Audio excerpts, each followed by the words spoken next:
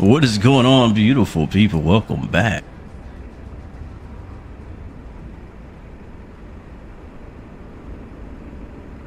Hope you guys are having an amazing day, an amazing week so far. What's going on? What's going on? We are live on YouTube today. We'll go ahead and board everybody. Sounds good.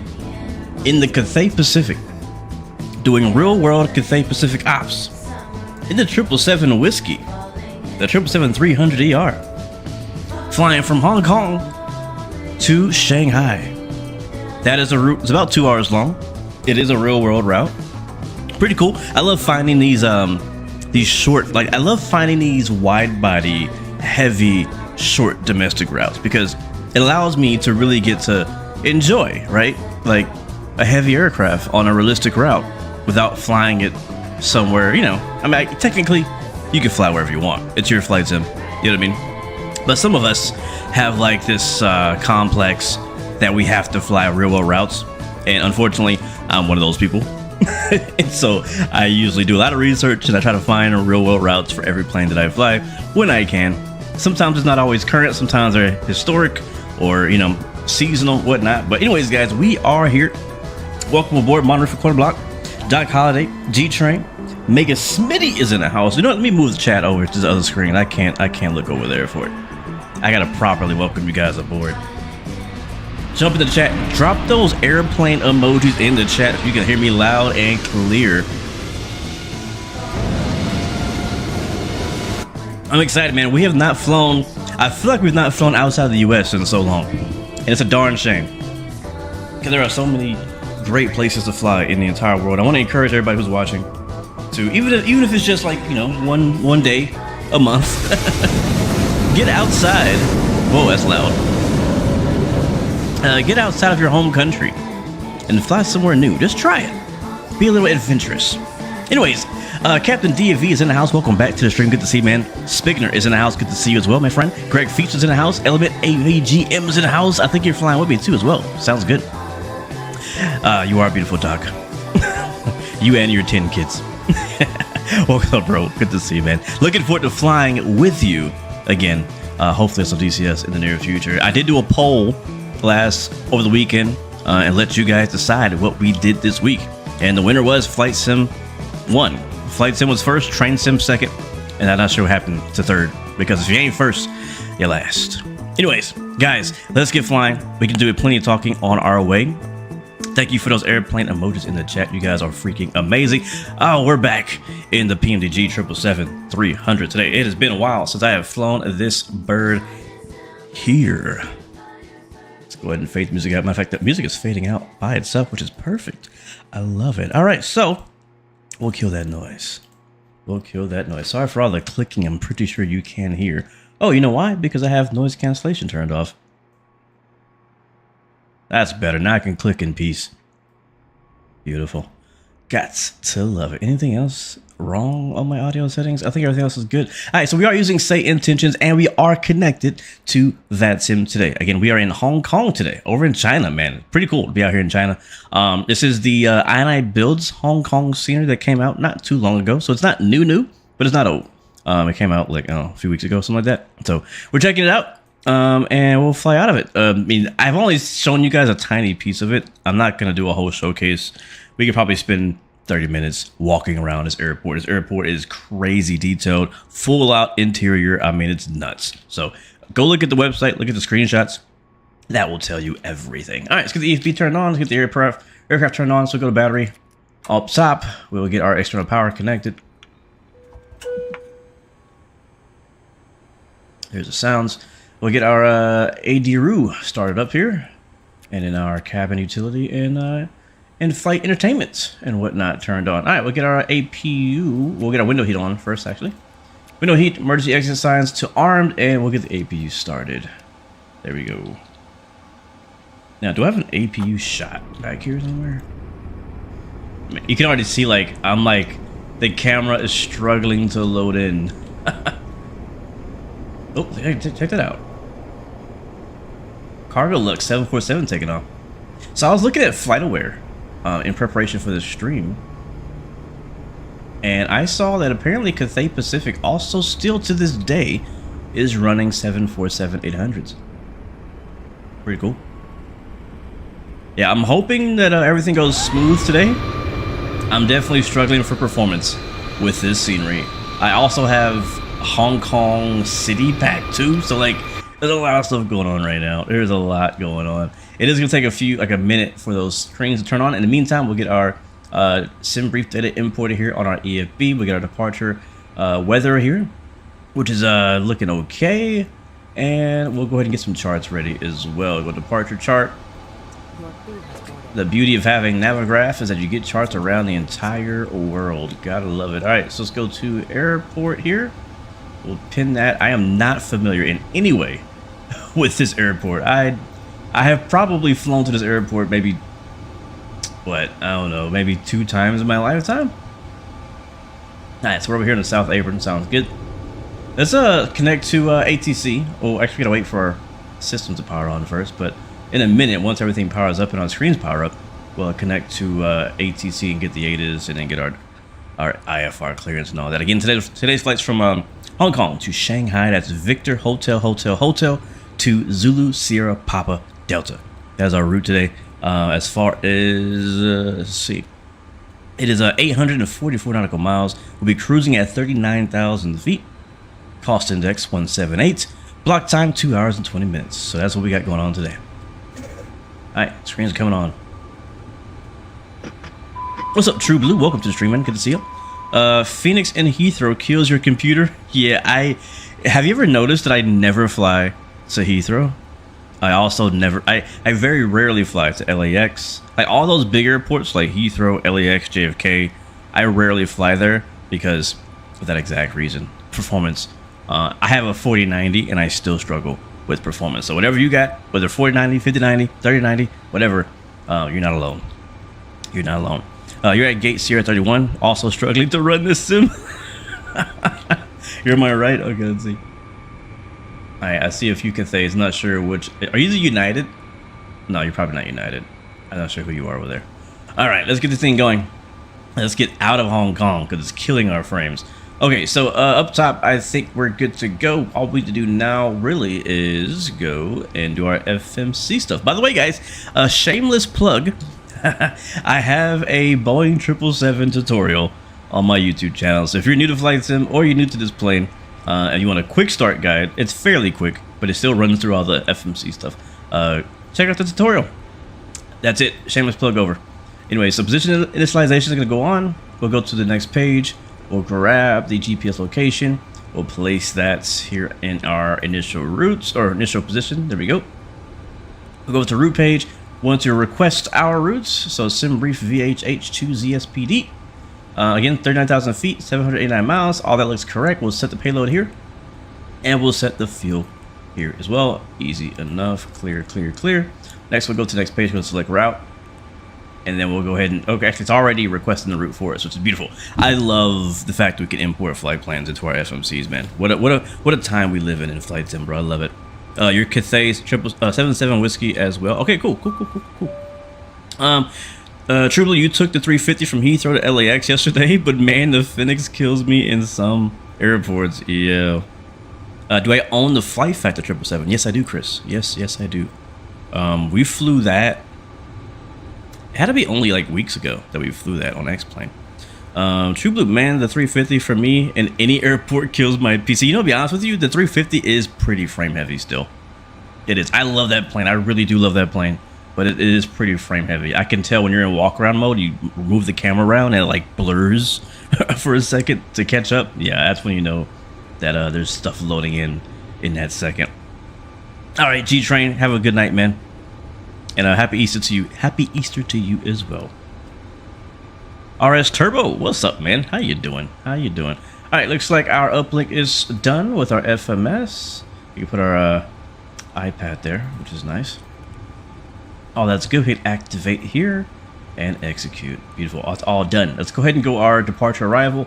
You know what? Before we do that, we'll do that. But before we do that, let's get ATIS. Or not ATIS. Let's get ATC going down here, all right?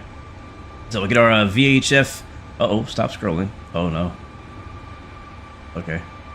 I probably should change my settings for... Okay, so mic's there. Boom, boom. Speaker. Same on our first officer side. There we go. And now we have radios. We are using Say Intentions again. Say Intentions AI ATC. There is no VATSIM ATC at the moment. If there were, I would be using it. But because there is no VATSIM real people ATC, we'll use AI as a stand-in while there's no ATC. All right, let's get ATIS on 127.05. Instructions.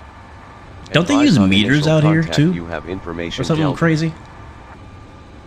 Hong Kong International Airport. Information Delta. Yeah, hear that? 0130 Zulu. Arriving runways 07 left, 07 center. Departing runways 07 right, 07 center. Wind 090 at 13. Visibility 10. Rain. Oh yeah, it is raining a little bit. 700. Scattered at 1200. Temperature 23, dew point 21. QNH 1014. Oh my god, Transition QNH. level 100. Bro. Arrival delays expected. Anticipate possible vectors for spacing. Oh boy. Advise on course heading, altitude, and if flight following is requested. Read back all runway and hold short instructions. Advise on initial contact. You have information Delta. Yo, they hit me with the QNH, bro. Like, when I heard him say QNH, I'm like, man, I really have not flown outside of the country in a long time. They hit me with the QNH, the hectopascals. My God. All right, so we got 1014 on the HPA on the QNH. It sounds so weird to say. I've spent way too much time in the U.S. lately. I apologize to all those people who live in the rest of the world for that. All right, so QH is 1014. That's good. We got information. I think it was Papa. I already forgot. I'm a bad pilot. Probably should have wrote it down or something. We get I hear a helicopter. Delta 0130 Delta. Zulu. All right, we won't let the AI have all the fun. So we'll get our own AI clearance or ATC clearance here on 122.15. And I swear I hear a helicopter. Am I tripping? Oh, let me fix my camera because it's doing this little slow cinematic thing that I like, but I want to fix that. There we go. Bro, I hear a helicopter. Who's in the helicopter? Oh yeah, there's a helicopter out there.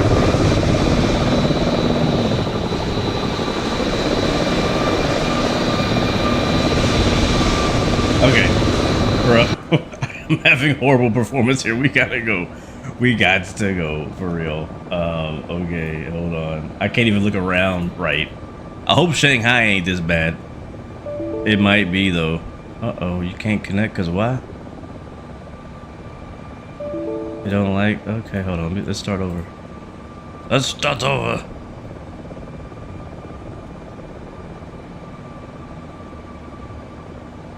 Oh my god, please don't crash. Please don't crash. I want to get to where I want to go without like extreme crashing this week.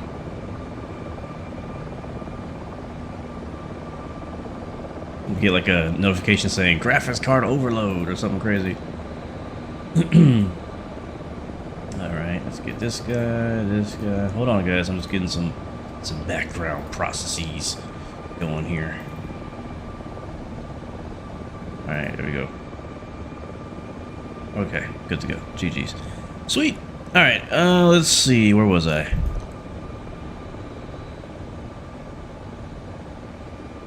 You gotta wait for Sim Update 5 and see if the stuttering leaves. Until then, I'm giving some love to X-Plane. Which I forgot how great of a sim it is with auto ortho. Yeah, man, it is great sim. Oh my god, Element says his VRAM is max. Alright, let's get out of here. Let's get out of here. I think we didn't ask for clearance. We gotta ask for clearance. That's what I was gonna do. Let's call out for clearance with clearance on 12215. Check my radio, make sure it's set. 2215, beautiful. Who was in the helicopter? I hear it, but I don't see it. They're teasing me. Hong Kong clearance, Cathay 116 heavy, IFR to Shanghai with, I don't remember. I forgot again. Was it Papa? Was it Bravo? Clearance on request, stand by. Alright, that's fine, he took it. Oh, it's a freaking, the Coast Guard is here. I think the Coast Guard is here to search and rescue our frames.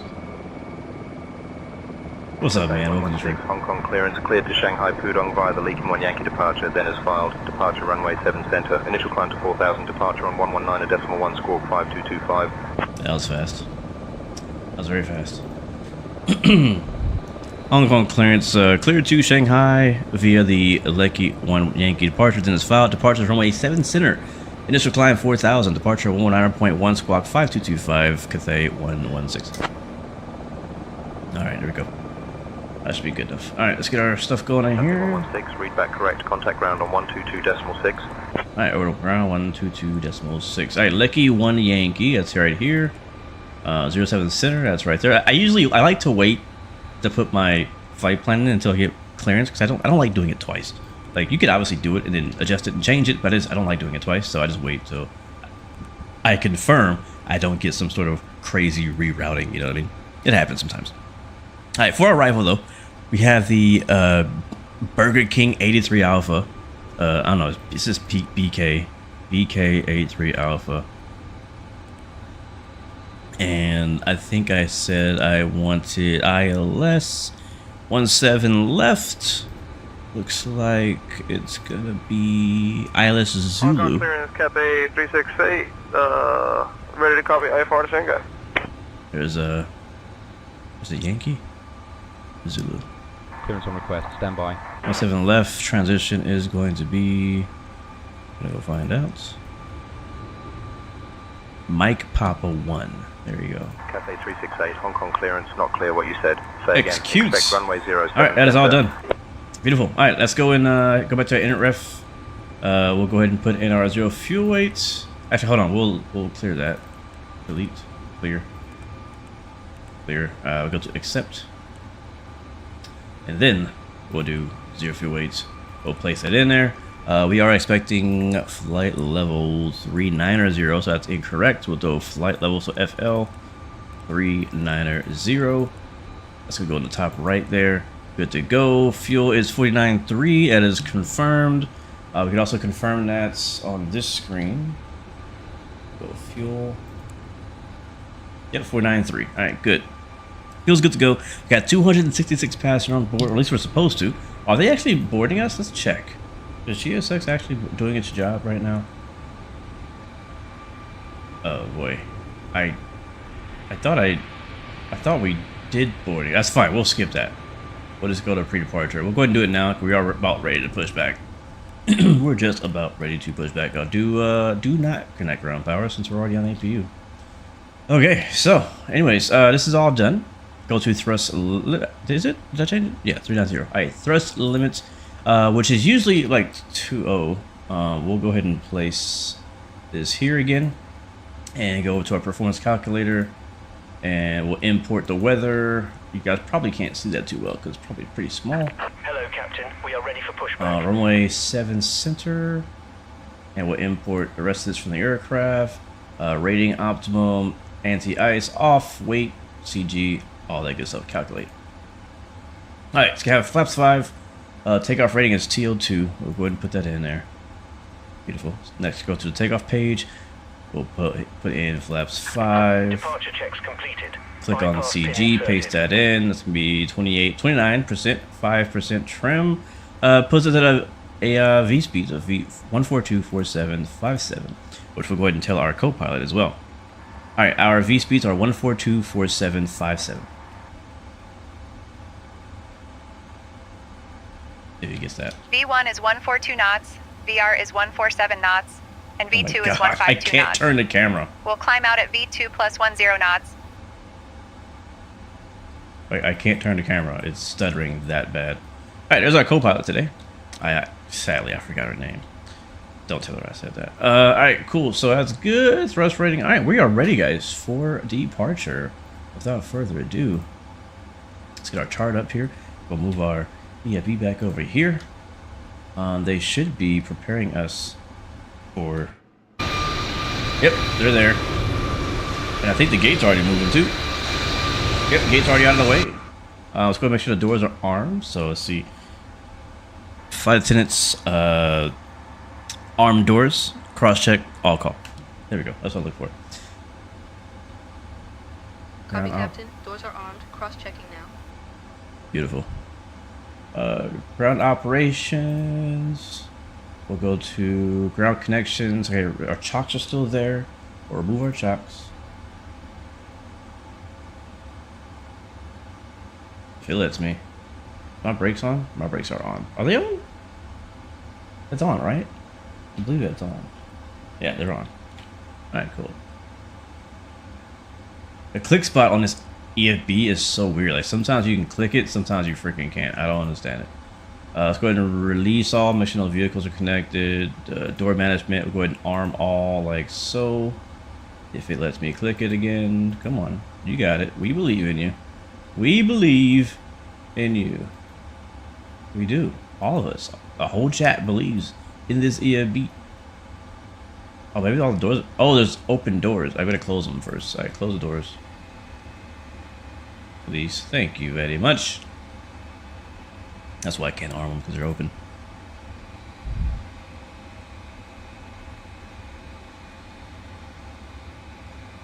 Your frames, that's gone. They're here for you. For your GPU while there's still a chance.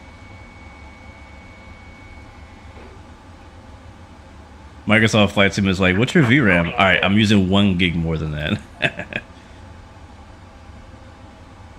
He gave you 7 left. You can request 7 center. He'll give you 7 center. In one of my Blue Experience podcast videos, you said Microsoft Flight Sim feels like a mannequin. Is that specific to 2020? It depends, I guess, on the plane. Some planes feel better than others for sure, but I think like by default, like you fly any of the default planes, it often does feel very just stiff. It's really what I meant by mannequin. It just feels stiff.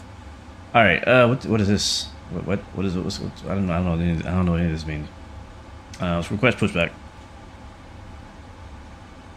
Over the ground, 122.6. What's up, Chinook NZ? Welcome to the stream. Hey, mate. I assume you're coming all the way from New Zealand, my friend. Hope you're doing well. All right, he is pushing back now. We're trying to get on 226 right now, so we can call for our pushback. I'm assuming, based on where we are, to get to 07 center, which is on. You know what? He gave you 07 left. That's crazy, cause that's really far away. That's really far away. I mean, even 7 center is far. Like 7 right is the closest one, but maybe you could ask him to give you 7 center. But yeah, we'll probably push back, go nose left on Hotel 7. I guess green, but I want to confirm that with ground before we push back and do all that and push back in the wrong direction to be all embarrassed. Like, oh, I thought you told me to go that way. Okay, let's call him up. Hong Kong ground, this is Cathay 116 Heavy, ready for push and start. I arm all these, please. Cathay 116, Hong Kong ground, push and start approved. Face southwest. Southwest, yeah, that's where we want to go. All right, remove chocks, please. I still can't remove chocks. I don't know why I can't. I remove chocks. Meow. Meow, oh my god. The cats are back on freak. I don't know how to get my chocks removed. There we go. I think I got it. I got a click spot. Maybe not. Maybe not. Alright, let's go peek it on. Let's go. Lego. Oh, you know what it is? Maybe because my external power is still connected. That could be why. That could be why. Let's try it again. They should have removed the GPU. Oh, you know. Yep, ground power release. Release. There we go. Release. Alright, that's what it was. I had ground power connected. Duh. Alright, now we're good to go. So, with that being said, make sure I didn't forget anything before we push back here. Got my little checklist. Okay, let's see. So doors are closed and locked. Radio is set up. Barrel is set up. Flight directors 1 and 2 can come on. Left side, right side. Seatbelt signs will come on. There we go. No smoking to auto. Emergency lights are on. Service interphone is off. Like I said, the radios are all on. Transponder is set. Doors are all closed. We can arm VNAV right now, actually. Yep. And then we'll go to the top. We'll get our right electrical pump on. Our C1, C2. Hold on. It's trying to keep up, I guess, the frames. Left, and then our C1, C2 here in the middle. All going to come on like so. APU's already running, so we're good on power there. We can go ahead and get pushed. I think they're ready for us. They haven't said anything, but we'll go ahead and release a brake and see what happens here. Oh, you know what? I didn't tell him. I didn't tell him which way to push, did I? I didn't tell him which way to push. Ground Cathay 368, ready to taxi. Continue pushback. There we go. Alright, we're gonna go color green, designated Hotel 7. Cathay 368, expect runway 07 center, taxi via Hotel 7, Hotel November, Bravo, Bravo. You know what? 2. I don't know. What color is left?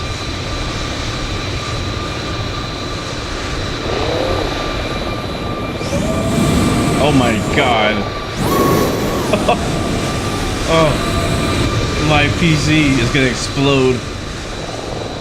I don't know what color. It's gonna say green. It's 50-50 chance. Release parking brakes, please. It's a 50-50 chance. Alright, brakes release. Clear to push. Commencing push. Let's get it, All guys. engines clear. Start at will. I might have to turn the sounds way up just to hear them for startup because this plane is quiet for whatever reason. We will start with engine 2 though, and we'll go ahead and do it now.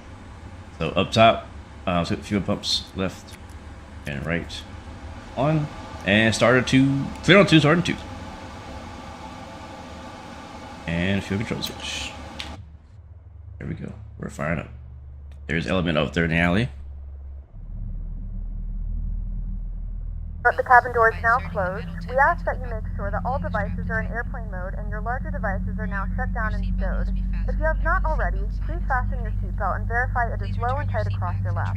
Your tray tables and seatbacks must be in the full Cathay upright 8620 ready for pushback. Flight attendants, please prepare cabin for departure and Cathay cross-check. 8620, push and start approved. Roger, pushback approved. Cathay 8620.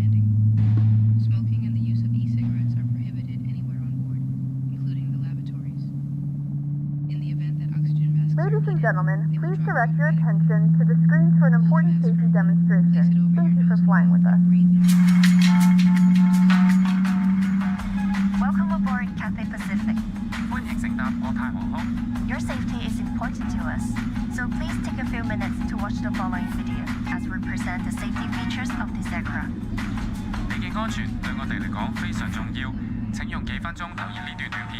Alright, get started on 2. Starting 1. You can stow any hand luggage or large items into your bag.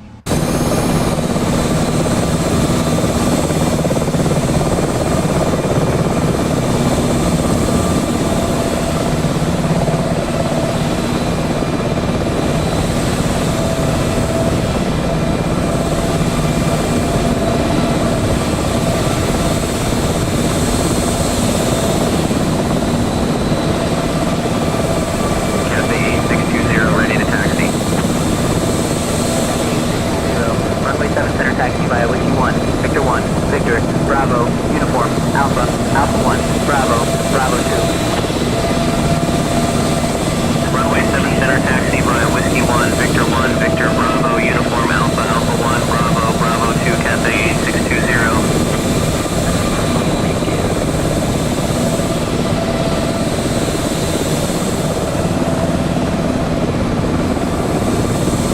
It is quite loud out there. But we got a nice little Coast Guard escort. Not sure how they got into China, but we'll take it. It's a non-smoking flight. Smoking or using e-cigarettes anywhere in the aircraft is against the law. We got the legit Cathay safety briefing today. I think we got 2 good engines, guys. We do. They're both stable. Beautiful. All right, with that said, well, with that done, we'll get the APU turned off. Tow truck disconnected. Bypass pin. Flap set to 5. Like this. Left is clear. Right is clear. Auto brake RTO. To adjust it, pull the strap until tight. Flight control check. And track IR check. We also have seatbelts Let's see if available for both of them travel work activity. today. Seatbelts should be worn Alright, whenever track the IR so seatbelt far sign so is good. switched on. Cathay 986, contact tower on 118.7. Alright, free engine track. I can't talk. Free and correct. Thank you, man. Have a good day. Konnichiwa. Alright, so is that the right? Is that Japanese? That might be Japanese. I might be racist right now. Transponder TRA, which is down here. Alright, add a set. Alright, we're good to go. We're ready to taxi, guys. Taxi lights on. And let's go ahead and get our taxi clearance. Hong Kong ground. Ready to taxi. And ensure that your own mask is fitted correctly before helping others. Cathay 116, runway 07 center taxi via Hotel 7, Hotel November, Bravo, Bravo 2. Hotel 7, Hotel. The life jacket location is shown on the safety card, which is in your seat pocket. Alright, taxi runway 07 center via Hotel 7, Hotel November, Bravo, Bravo 2, Cathay 116. United 862, runway 7 center taxi via Uniform Alpha, Alpha 1, Bravo, Bravo 2. Okay, that's straightforward. Straight, right, left. Uniform Alpha, Alpha 1, Straight. Bravo, Bravo 2, United 862. Right, left, got it. Alright, let's go. Reach release, guys. Let's roll. Or blow into the tube. Man, that's a long safety briefing. It also has a whistle. And ground, we're following that guy.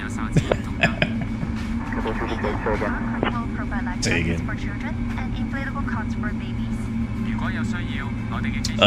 SA Search and Rescue Heli says he's in the MH60. Nice, man. We got 2 Coast Guard escorts. How lucky am I? Thank you, Texas Kelva. Appreciate you, man.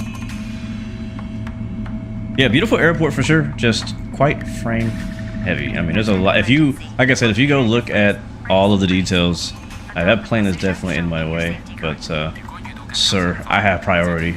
I'm heavy. Well, there's that. So there's the fact that I have. It's raining over there. I have the airport scenery, but also surrounding the airport scenery, making it even worse, is I have Hong Kong downtown or city pack or whatever, adding a lot more buildings to the city. So I feel like if I were really to fly out here, like if I were going to do a video out here, for example, I'd probably turn my graphic settings down 1 or 2 notches, just so that I could have a smooth experience. But that's what I do when I fly to JFK or LAX or Heathrow. Is I usually turn my graphic settings down from like, because right now I think I'm on Ultra. Foxtrot 7, hold short of runway 25 center, then Alpha 11, Bravo, Whiskey 1. Oh yeah, look at all those 747s over there. Foxtrot 7, hold short of runway 25 center, then Alpha 11, Bravo, Whiskey 1, Hong Kong Shuttle 605. Take a look at your safety card for what to do in the unlikely event of an emergency.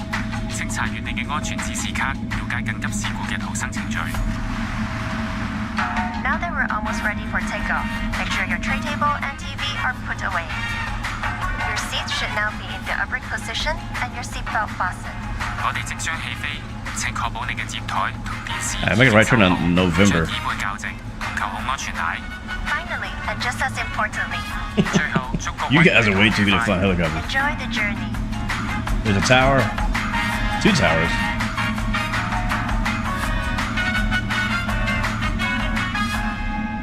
I hope that's not copyrighted. Again, all interiors. The whole interior right now is drawing in for me of that building right there.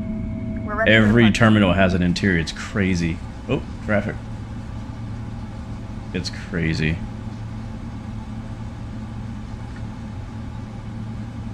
We're stuck behind this guy. A pew sniffer. Sugar Happy Productions. Was that you I seen yesterday around Vegas on the Comanche? It wasn't yesterday, it was the day before, but yes, that was me. I actually attempted that flight like 6 times. We're in traffic. I have time to tell you. So I was doing a flight over the weekend in the Comanche. I was flying a Neo flight in the Comanche from North Las Vegas to Grand Canyon National. I also flew into Grand Canyon National from Flagstaff, I believe. No, I flew into North Las Vegas from Flagstaff. I'm probably gonna go around this guy. Yeah, we're gonna make a right turn here at Juliet 6. But yeah, so the reason why I did it so many times is because, well, short story is just family and busy. I would start the flight, I would take off, and then I would have to like leave for however long, which, you know, works as long as you get back in time. You know, has anybody ever tried doing a flight or a long haul where you take off and then, you know, you get busy and then you try to make it back on time, or you pause the top of the descent, or maybe you do make it back on time. My goal, my plan was to take off. You know, it was like the middle of a Saturday, so, you know, everybody's awake, everybody's home, and I was gonna take off. It was like an 1.5-hour flight. I was gonna go spend time with the baby, the wife, you know what I mean, the family, do various things around the house, and then come back and land. But it wasn't that easy because, for whatever reason, I got occupied with things that I could not get away from. Oh, he died. And so I, for multiple reasons, just couldn't get back in time. And every time I crashed into a mountain because one flight I did, for whatever reason, I did find out why. So my landing gear, I had a landing gear failure in the Comanche on one of my flight attempts.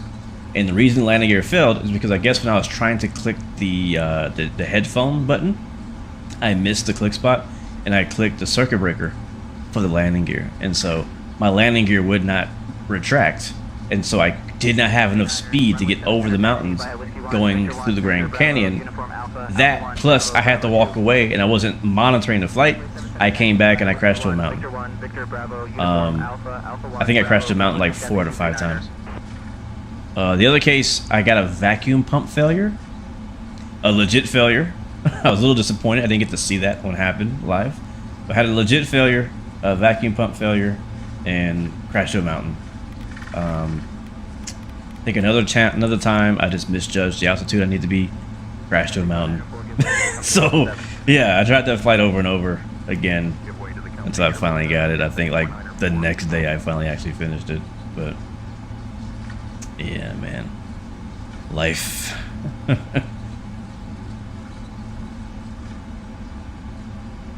But I don't know, was it you that was somebody like when I came back, my plane was on the ground in a mountain in the Grand Canyon, and somebody was in an F-35 next to me on the ground. I was like, who is that sitting in the F-35 on the ground next to me? Like, I don't sure how long I was on the ground, and I don't know how long the F-35 was there either.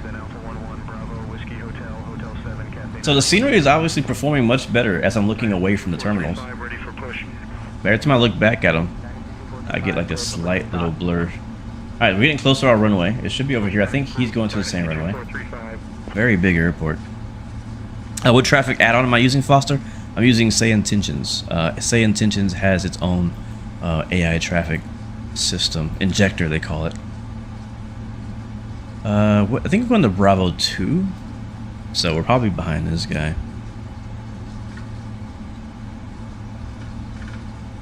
Flight attendant, seats for takeoff.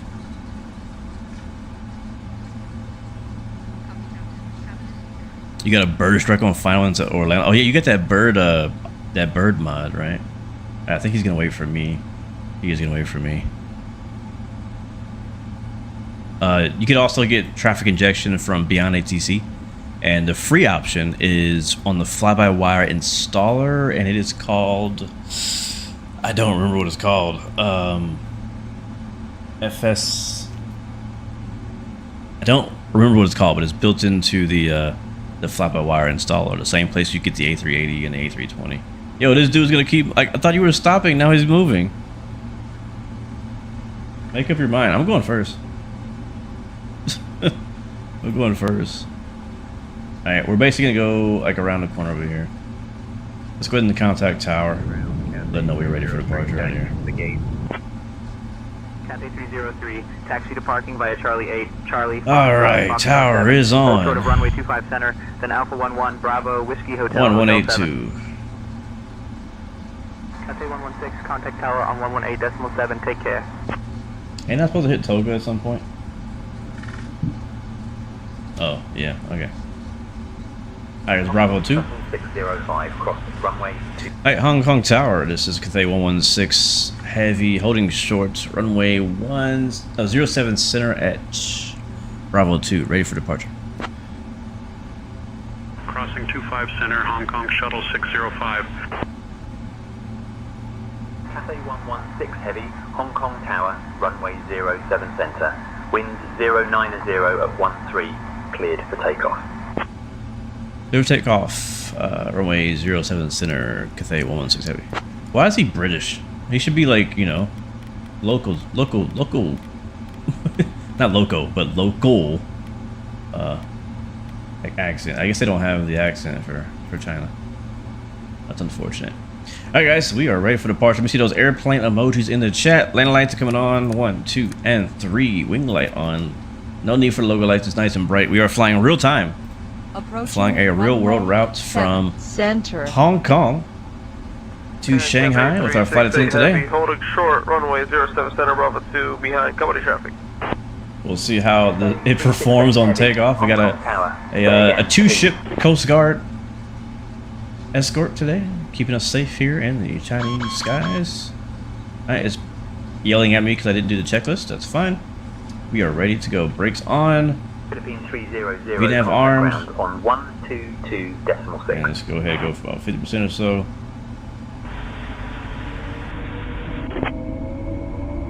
And Toga.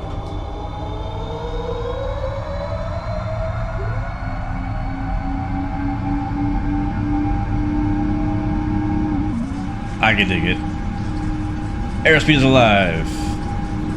8 knots.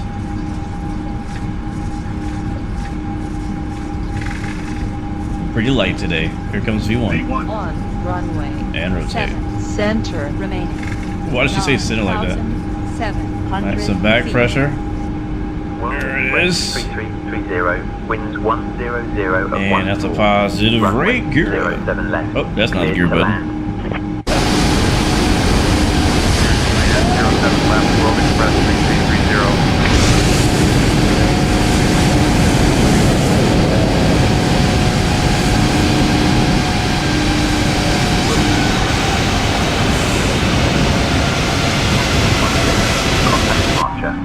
You see how stuttery that was? Autopilot what? Okay, I'm not using autopilot, that's fine. Alright, to the right. You see how stuttery that was? Oh my gosh. That's horrible. Alright, arming O nav. We'll fly by hand though for a while. I know they had like some new fly-by-wire update. I'm not a real pilot, I don't know what it's supposed to feel like, so. Alright, here comes 4,000 feet. With autopilot, we're only cleared to 4,000 feet at the moment.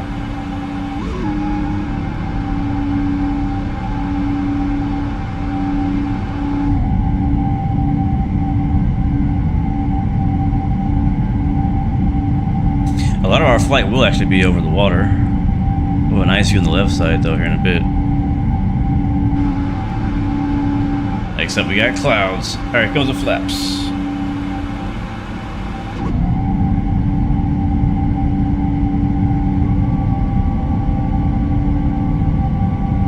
That's what it's called, FSLTL. Thank you. I love that wing view. I love that wing view.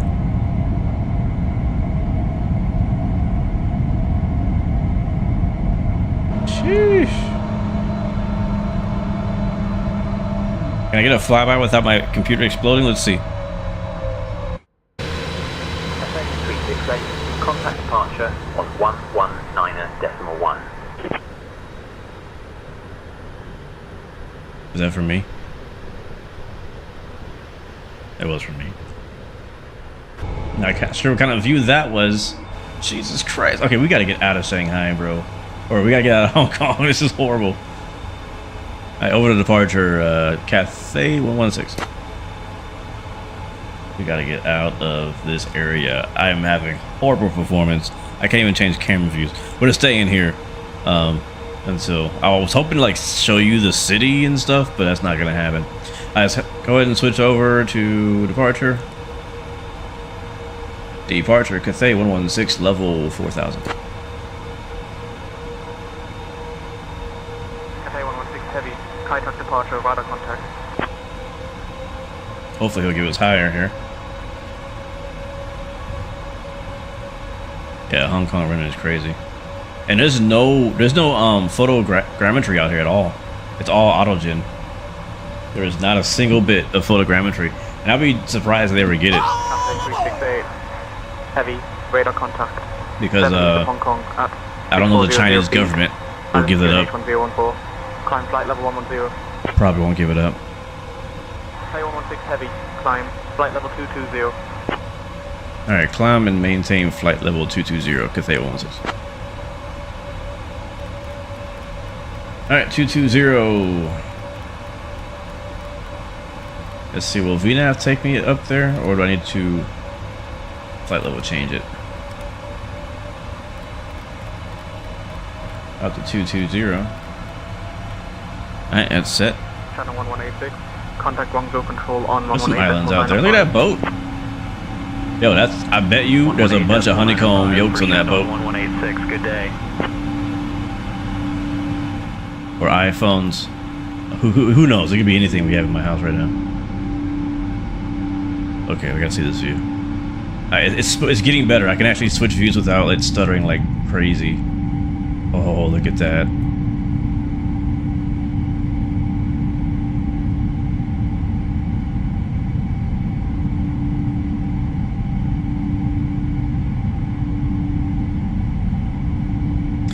You're not sure which to get, the PMDG 777 or the MD-11 TFDI. Ooh, that is tough. That is tough. That is tough. That is tough.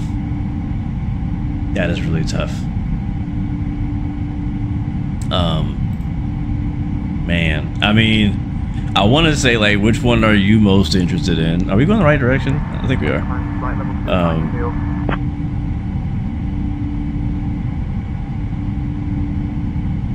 I can't choose. I mean, the 777 is you. I don't know. I mean, you. For the ILS, 07 That's tough. approach, Cathay 382. Remind me never to fly in here again. Of course I will. Hong Kong Tower on 118.7. We'll probably fly to some other alternate airport next time we come to China. Cathay 251 heavy, flight level Yeah, I don't know if I'm coming back here. 017, climbing.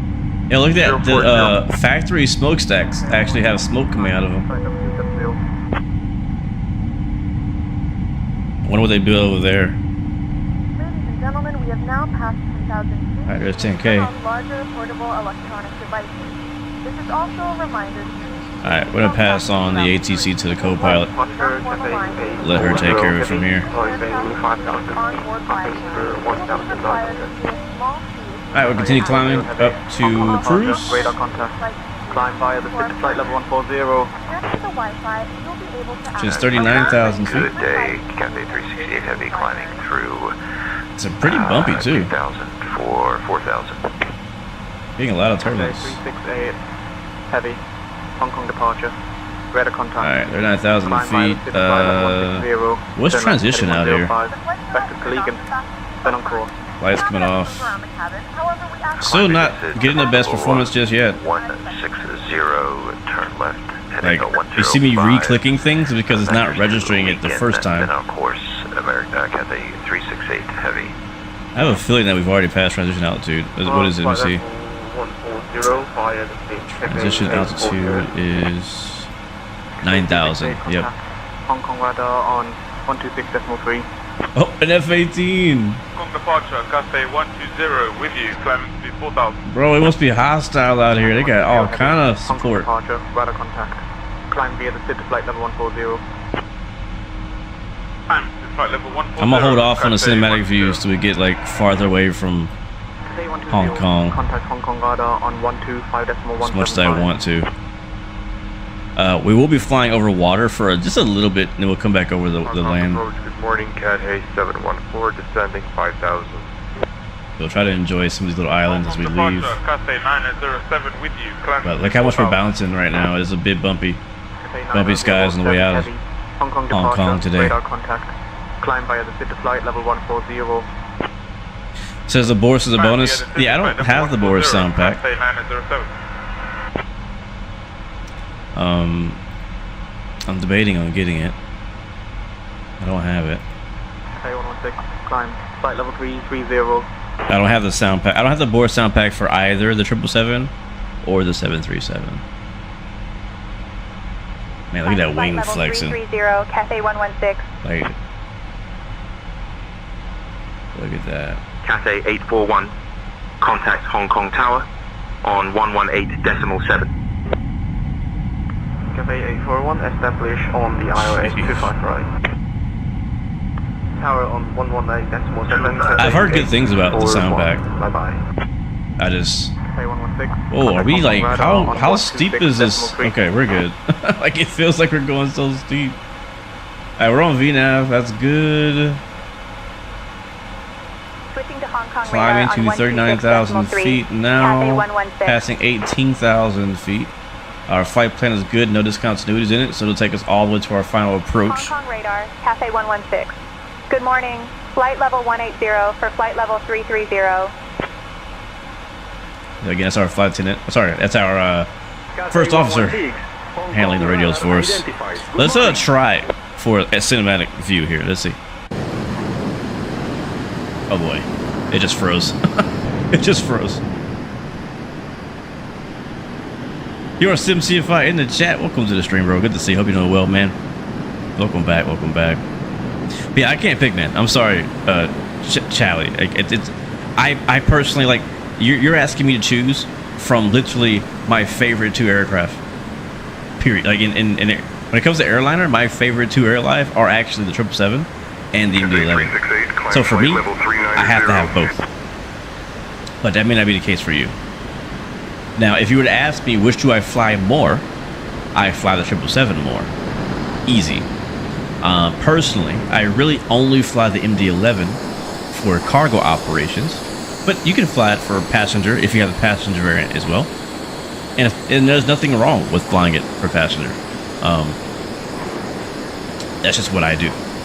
So that's why I said, like, you gotta weigh it, right? I think the MD-11 might even be a little cheaper. I don't know what the price is on it.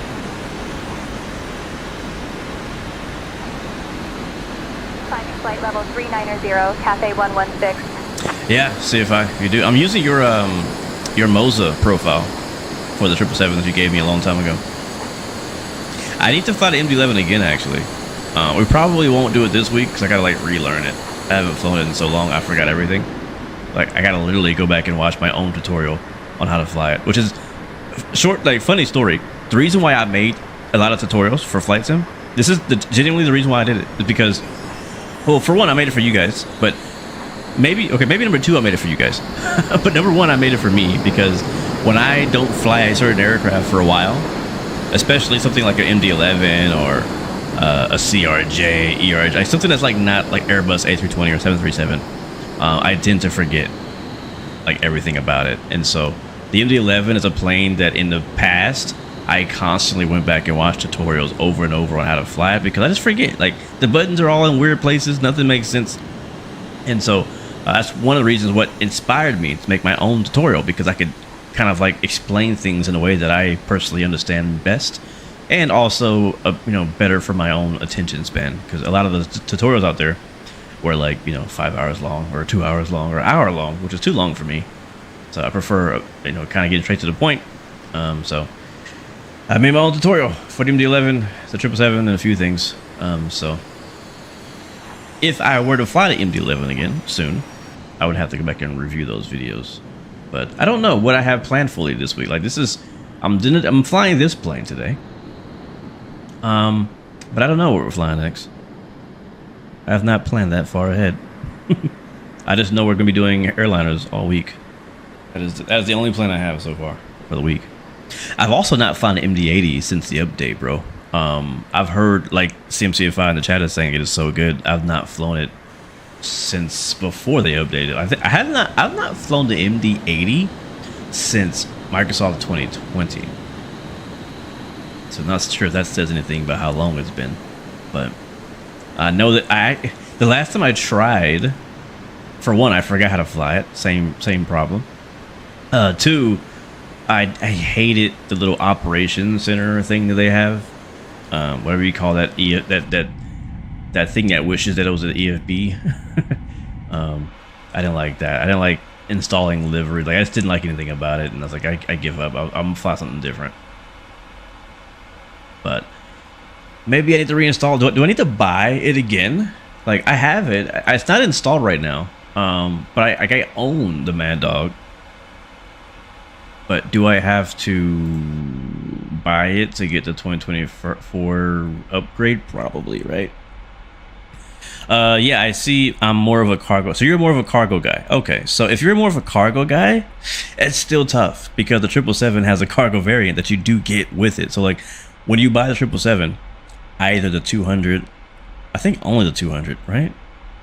Wait, did they sell the freighter separately? I can't remember. Can you guys remind me? Is the freighter from PMDG a separate purchase, or did it come with the 777-200 pack? Because the 737 from PMDG, each of them, like the 700, the 800, and I think the 900 as well, when you buy those variants, you get the freighter version included, as well as the BBJ one too. Is it the same way with the 777? I don't remember. Chat can probably help me on that. PMDG freighter is separate. Oh dang, that sucks. Oh, he already made his mind. He's gonna go with the MD-11 and then the 777 later. Gotcha. You own the, so Stinger owns the freighter and not the commercial. Gotcha. Wow, separate $55. That's crazy. That's crazy. Yeah, I'm not. I don't want to get into that again. I feel like I've ranted enough about how PMDG prices their planes. I'm not gonna go there today. I'm gonna think more happy thoughts today. But yeah, MD-11 you can get the freighter, and I think to get the passenger variant it's like $10 or $20, something like that. I can't remember. So you could basically get both of them for cheaper than it would cost you to get PMDG. You're good, Stinger. You're good, bro. You're good, man. I know I feel like I rant about them so much. I feel bad because I like PMDG, like the products. I do. I fly them all the time, and yeah, I fly them all the time. So I don't want to keep bashing them, even though I'm loving their planes. Like, I'm getting my money's worth at the end of the day. I had somebody explain to me, I can't remember who was, about like the cost of PMDG and stuff like that. And although we don't like it, right? But think about how much time you have spent in some of your aircraft, not just PMDG, not just soloing PMDG, but just in general, any plane that you've bought. You know, think how many flights you've done. Like, how many other activities can you do for $55 and get hundreds of hours of enjoyment in? You know what I mean? And that's pretty cool. That's, if you look at it from that perspective, which somebody brought up to me, I was like, wow, like, yeah, I fly many of these planes a lot, and I definitely have got my money's worth. I spent $50, $60, $70 maybe on something, and I still fly it years later, 50 or 100 hours later, you know.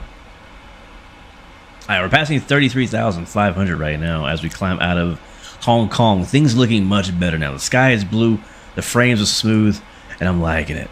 I'm liking it. I'm feeling much better now about how this is going. Much better. Still a little frame. Frames are still doing. I don't know why that is. Like, you see that? That's not the stream. So it seems like when I look back towards. Oh my God! What's going on here? Oh no! Yeah, when I look back towards that way, it still doesn't like it's not completely unloading all of that scenery back there. And the thing is, I have this scenery installed on my drive, so I don't think it's streaming it to me. Like, I have all the scenery in my drive, so. Oh boy! We're just gonna keep looking forward and moving forward. How about that? Do you know how much it roughly would cost to make an aircraft? To make an aircraft? Like, if you want to make like a third-party aircraft to sell in Microsoft Flight Sim, is that what you're asking? Unless you confirm that before I answer. I have a ballpark that I think I've been told before. If that's what you mean. Okay, yes, that's what you're asking. So, like, how much PMDG spent on the 737, for example? Yeah, so, I mean, a lot. I don't know an exact figure. I would say some of these developers are probably spending $1 million in development. That's my guess.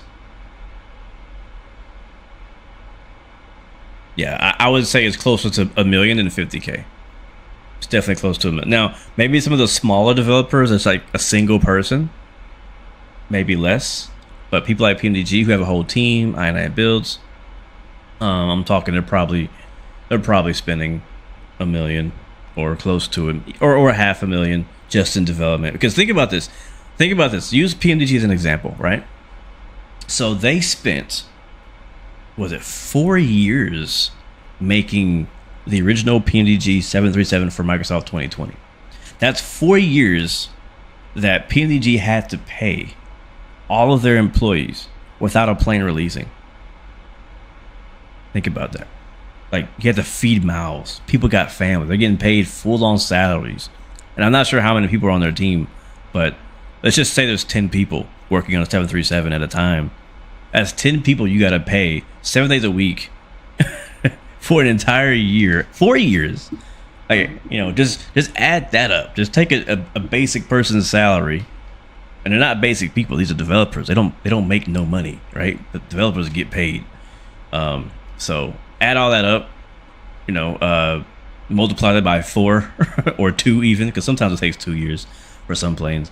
That's about ballpark how much they spend, and that's not including the time, the money they spend doing sound trips, because sometimes they have to pay like an audio engineer, like Boris, for example, to go and do a sound trip with the real aircraft, get access to a real aircraft. 116, contact Hong Kong radar on 125.175. I got a Latin controller now in China. That sounds legit. Yeah, I imagine the wages are pretty high. Switching to Hong Kong radar on 125.175. Cathay 116. But so they got yeah, there's a lot of work that goes into making a plane. You got audio, obviously, which is a big deal, and the equipment to do audio right is very expensive. If you don't have a person who does it on the team, hiring a person to do audio can be very expensive. 3D modeling is not cheap, because a 3D modeler is going to charge a lot of money to do 3D modeling. Animation. Sometimes you may have a different person who just does texture. You know what I mean? Like, it's a lot. Now, I'm not an expert on what it takes to make a plane, but I've done a lot of interviews on our podcast, and I've met a lot of developers who are making planes and who have made planes, and I've always asked them. So I had the same questions as you, Stinger. Like, I'm curious. I'm like, man, like, what does it take to make it? Like, why is it so hard? Why does it take so long? You know what I mean? Things like that. It's the stuff I always ask. And so I wish that a developer would be a bit even more transparent sometimes about. Maybe I'll do that. Maybe in my next time, our next podcast that we do, when we interview a aircraft developer, I'll ask them like some more specifics of like, what does it really take to make an airplane? Microsoft Flight Sim. We didn't talk about flight model. Yeah, there's a lot. There's a lot. Servers and all kind of things. So, but let's say P&DG spends $1 million on developing one single plane. They're gonna make that money back at $70 a piece. They don't need a lot of people. Let me see. I gotta do some math. I'm curious. At $70 a piece, how many they need to sell just to get $1 million?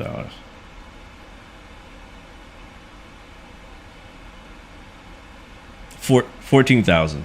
That's easy.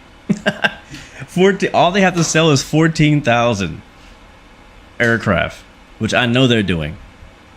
All they have to do is sell 14,000 aircraft to make a single $1 million. That's it. So they definitely get their money back. If they're spending $1 million, they're getting their money back. But I don't know. We'd have to ask them. I wish that sometimes I wish I could ask them, like, how much do you really spend? Right? Like, just shamelessly, like, just let us know, how much does it really cost you to make this plane? Let's be real. All right, seatbelt sounds are off, guys. We are at our cruise level of 39,000 feet. You guys are free to move about the cabin. The skies have definitely smoothed out. The frames might be doing better. We'll check on that here in a little bit with the cinematic cam and see how that's going. Let's try to go to the regular outside view and just see how that goes. Not so great so far. All right, let me use chase plane. I'm gonna go specifically to the view I want, because it is still kind of struggling here, and I don't think it's a plane. The plane, I don't think is that frame intensive. All right, let's see. Can I move around? Yeah, it's still, when I rotate, it's still kind of. It's struggling. Yeah, we're in the 777, the Cathay Pacific 777-300. I've been honestly flying the 200 a lot, personally. The 200 is my preferred 777. I do like the 300. I don't see anything wrong with the 300. Oh my god. Yeah, I'm just not having a good time with these FPS. But I guess I just prefer the 2 for whatever reason. And I do like the freighter. I do like the freighter a lot. Cass, welcome to the stream, man. Wish you could have joined. Yeah, man, me too. Honestly, it probably better that you didn't join. I think your PC might have exploded on departure. It was pretty rough. I'm hoping it's better where we're going. It might not be any better, though. It might be just bad. I'm not sure. So Element, I have no promises for you, bro. Yeah, creamy buns. Your name is hilarious. At that rate, it definitely makes it worth it to invest. Yeah, for sure. What's beautiful too is that the flight sim community has grown a lot, right? Like back in the P3D, even X-Plane days, like you're not selling 50,000 copies of anything, right? The community was so small, but now that Microsoft Flight Sim literally has millions of people in it, right? Like the opportunities are large, not just for airliners, but for GA developers, for senior developers, everybody, right? So everybody's trying to get a piece of the pie. Is Chase Plane giving me problems? How? What do you mean? How is it giving me problems? Do you think Chase Plane is the issue and not the scenery behind me? You and Element are gonna fly a shared cockpit in what plane? Oh, you know, that reminds me. Either me and you or Element or somebody, because he sent me a new shared cockpit app, which I will announce here. So if anybody in chat wants to try it with their own friend, they can do that. It's one that I had not heard of before. It's not your controls. It is. I gotta find it. It sent to me a while ago. He might type it in chat before I find it. That's okay if he does. Where is it? Is it this one?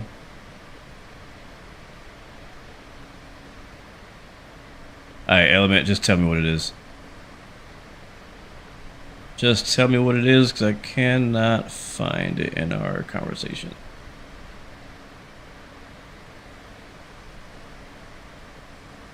Or Cass probably knows what it is. Yes, there you go.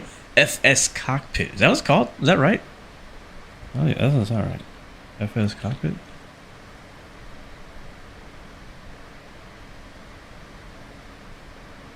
I don't think that's right. Are you sure?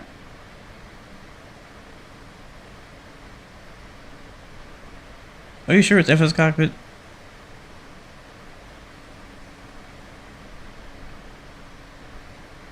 No, it's FS Pilot. That's what it's called. FS Pilot. I'll drop a link in the chat. It's legit, so I trust it. I trust it. It's FS Pilot. That's what it's called. Not Copilot. Is it Copilot? No, it's just... Oh, it is. You're right. It's FS Copilot. That's what it is. That's what it was. Yep. Texas says, me and a friend used it the other day. How did you like it? How did it work? Was it pretty easy to work with? Was it smooth? Was it, you know... Do you recommend it?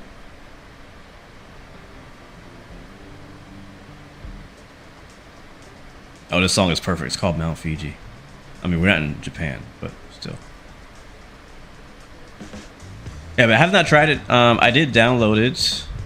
The only downside I saw for it was that it doesn't support as me. Oh wait, oh dang, they done updated it, bro. Last time I was on this website, there was nowhere near this many supported planes. Wow. So it's a shared cockpit app, free, completely free. It's on GitHub, so it's like a freeware project, and they support a lot of the, you know, the most common planes. So the 777, MD-11, 737. What else we got in here that's noticeable? iFly, the INI 340, Just Flight RJ, Yagio. Ooh, Citation? Okay. Citation 10 is in here. We got the Fly-by-Wire 320 Neo, of course, the Phoenix. The one that's new to me is the Black Square TBM, Black Square Bonanza, Black Square Baron, Black Square Caravan, all the Caravan versions. Good afternoon. Sobo CJ4. That's new because that's what I was flying. Like when Element showed me this app, I think that's the plane that I was flying a bunch of was the Caravan, and I was like, well, dang, I wish we could do this plane, but now we can. Yeah, so the Caravan is now shared cockpit. Sweet. The Sobo C172, of course, CJ4, Aerosoft CRJ 900, and so on. So there's a bunch of things in here, and they're adding more, I guess, every week or as time goes, which is pretty cool. I don't know how this compares to your controls or how it's better than your controls. I only use your controls a little bit. Rico, what's up, man? Welcome to the stream. Says I wish I could play that game, but I have nothing to play it on. Dang. You don't have a an Xbox or a PlayStation or a PC? It's a lot better than your controls for sure. No stuttering. Really? Okay. So long as you guys, so long as only one of you guys is flipping switches at a time. Too many buttons by both at once causes some funny business. Okay. Good to know. Yeah, I definitely want to try it. I mean, I've been right there with you guys. You know, wanting a shared cockpit solution for Microsoft Flight Sim. Although we've had it, right? It's just sometimes it doesn't feel quite right. I still want this sim to have its own native shared cockpit, which hopefully one day we'll get. We did hear that they're working on it. I don't know when that's ever going to happen, but we did hear they're working on it. How are you so much farther than me, Element? Jeez. Maybe let me check my speed. Yeah, we're doing Mach 8.3. I don't know. Oh, okay, never mind. It glitched. Volanta glitched. It shows you were like way ahead for a second. You're still in front of me on Volanta, which is weird because I took off before you. I don't know. It's possible. It's possible.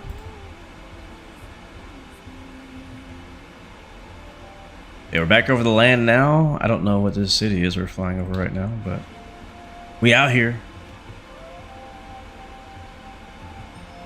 Yeah, maybe just chase plane, because every time I try to go to the outside view, it does not like it at first. Like, you see what I'm saying? Like, it stutters pretty badly. I want to get a look down low there.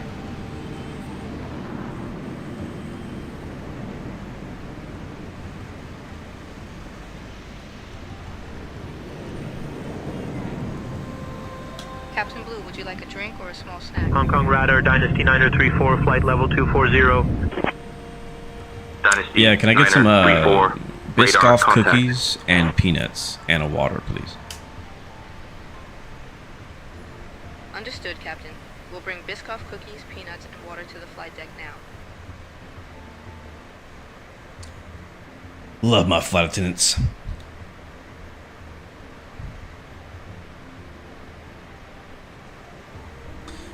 Which is says Chris says, which is why FSX is still the peak of flight sim.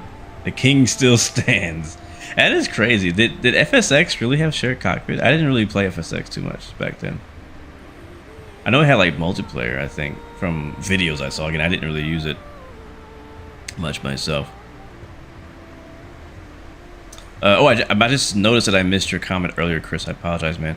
He said, what's my average FPS on X-Plane and Microsoft Flight Sim 24? I'd say 30. I would say 30. I don't really look at FPS, like, ever. Like, as you can see, I don't have a counter on my screen anywhere. So I don't know how many FPS I'm getting right now. But from what I've seen in the past, usually, like, if it's smooth, but not butter, it's like 30, you know.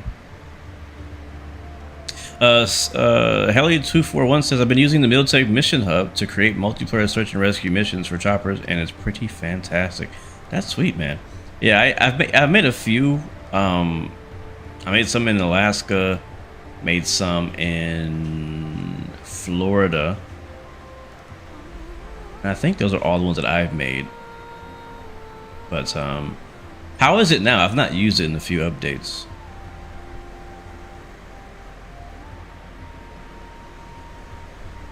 VATSIM still only wants one pilot connected and the other observer. Yes, yeah, that's the way that works.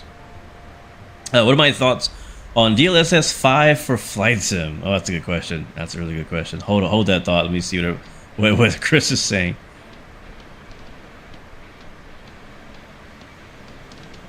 Captain, here are your Biscoff cookies, peanuts, and water. Enjoy. Thank you. You're the best. She just brought me my Biscoff cookies and peanuts. So now I magically have peanuts.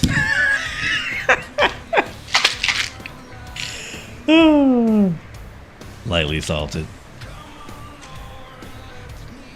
You're a good, Element.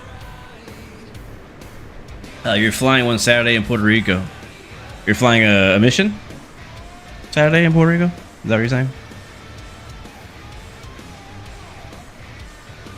That is crazy, isn't it? Flying Mach. Am I gonna buy the 700? I'm gonna say this publicly, all right? Which means I have to stand by it even more than I was already gonna stand by it. If the 737-700 from PMDG is $15 or less, I will buy it.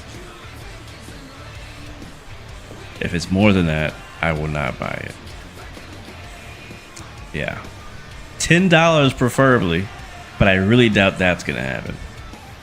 Really doubt we're gonna get a $10 upgrade. I doubt we're gonna get a $15 upgrade. My guess, it's gonna be between $25 and $30. But I'm not paying my own money.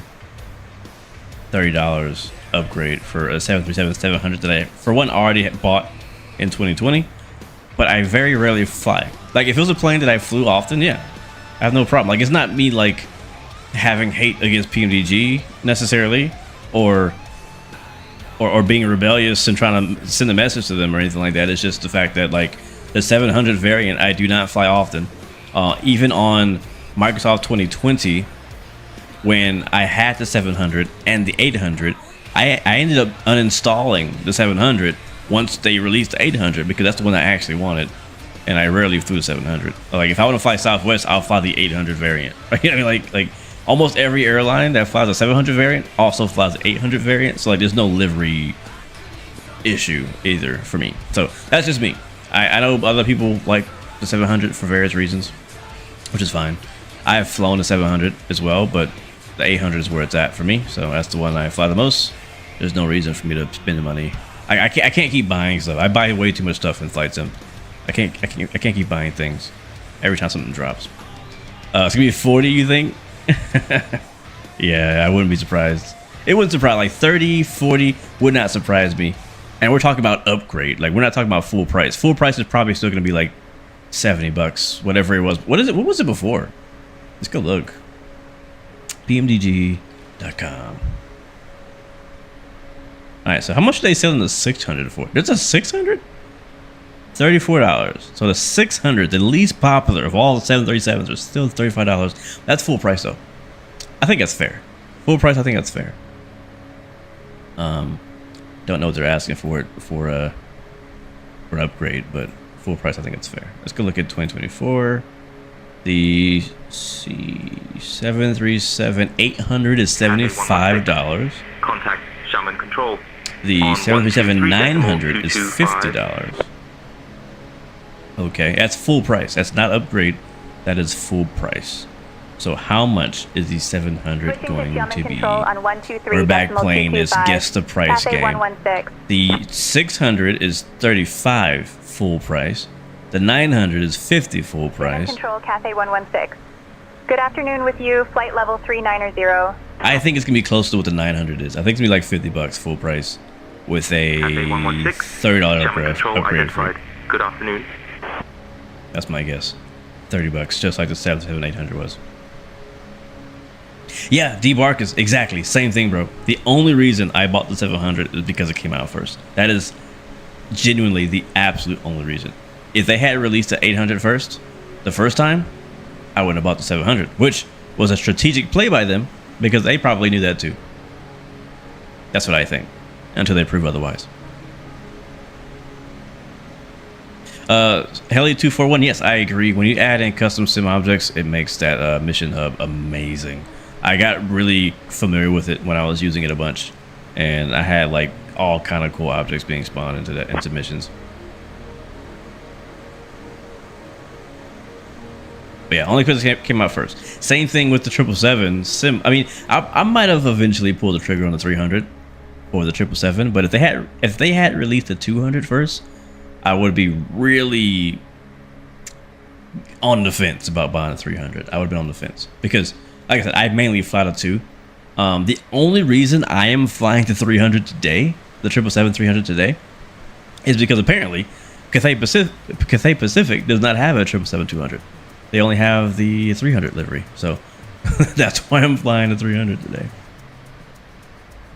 which is funny.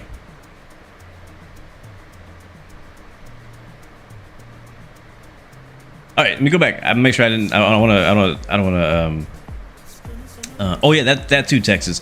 I actually never bought the 9. Do I have a 900 now? Do I own the 900 now? Let me see. Control, all Nippon 5739er. Did I buy the 900? I know that in 2020 I didn't buy it. 5739er, radar contact. I don't. Yeah, I don't own. I do not own the 900. I only have the 800. Yep. And I don't feel bad about that. Yeah, so I know in 2020 I was like, I'm not gonna buy the 900 because again, I only really want the 800, and there was no like upgrade fee or upgrade discount. Like if they would have gave me a discount, I would consider it. But because they rarely give you discounts for owning another variant, they only give you discounts if you own the older 2020 version or something. Yeah, I mean, but yeah. So I don't own the 900 now. It's kind of surprising. I thought I bought it. I thought I bought the 900. I don't know why I would have bought it. But I thought I did. But I didn't apparently.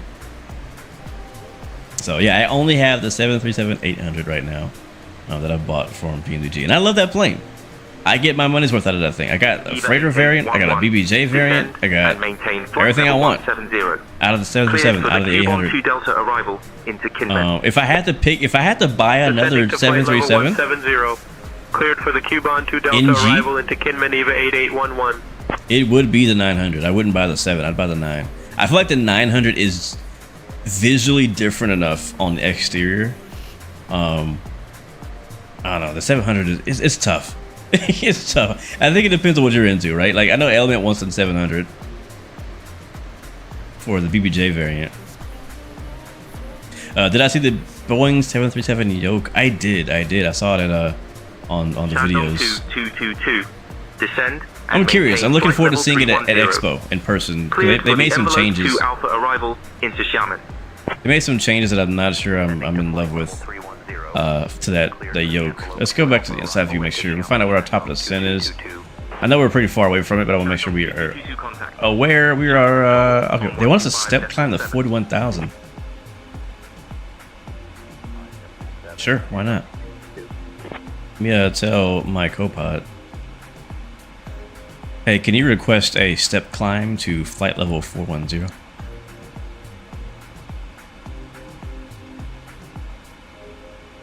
Requesting step descent flight level 410. Yeah, so as far as PMDG, what I own right now is the 777 200. I don't know which one, whatever the first one they came out with. I think it was the ER, not the LR, because that was more money. But I own the 777 ER 200 ER, the 777 300 ER, and the 777 freighter, because I'm a big fan of freight. So I was going to buy that no matter what. Climbing flight level 410, Cathay 116. And then I have the 737 800, and I have that's for 2024 at least. I have the 700 variant for 2020 because I have to have it. But that's it. That's all I got. That's all I got, mate.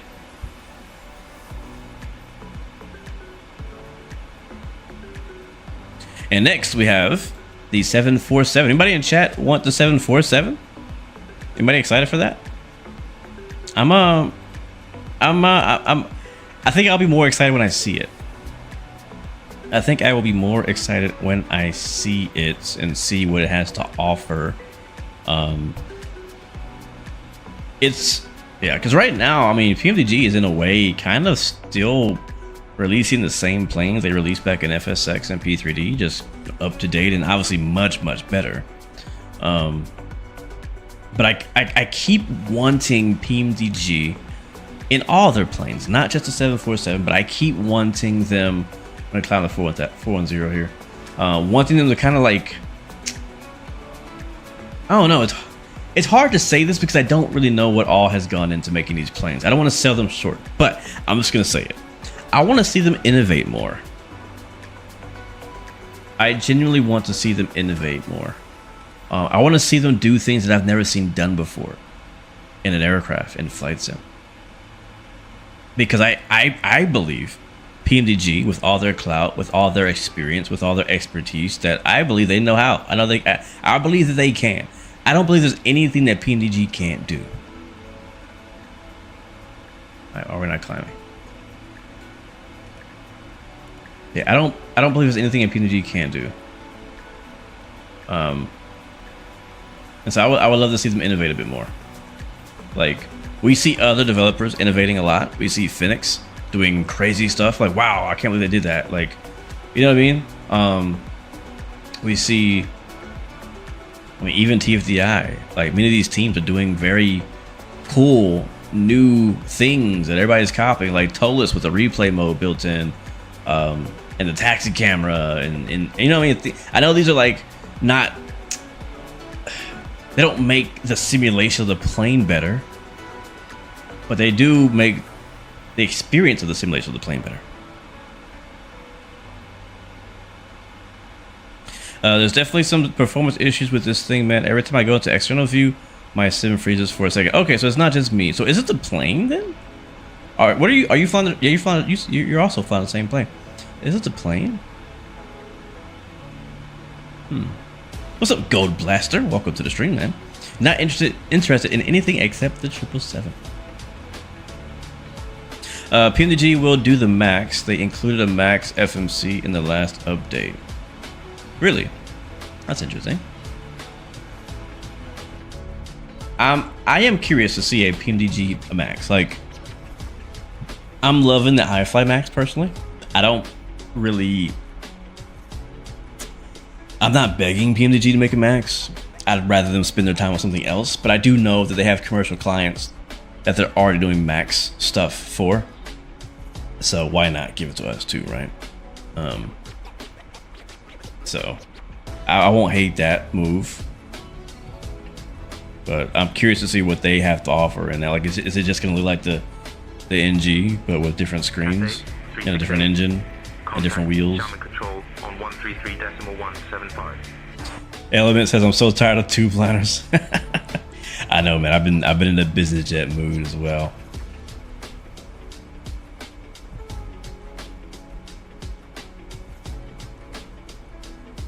There's a big difference. I won't say there's a big difference, but there is a difference. When you get into the two aircraft, the iFly versus PMDG, you do immediately see a difference in style of how it was made. Just, I don't know, something visually just looks different.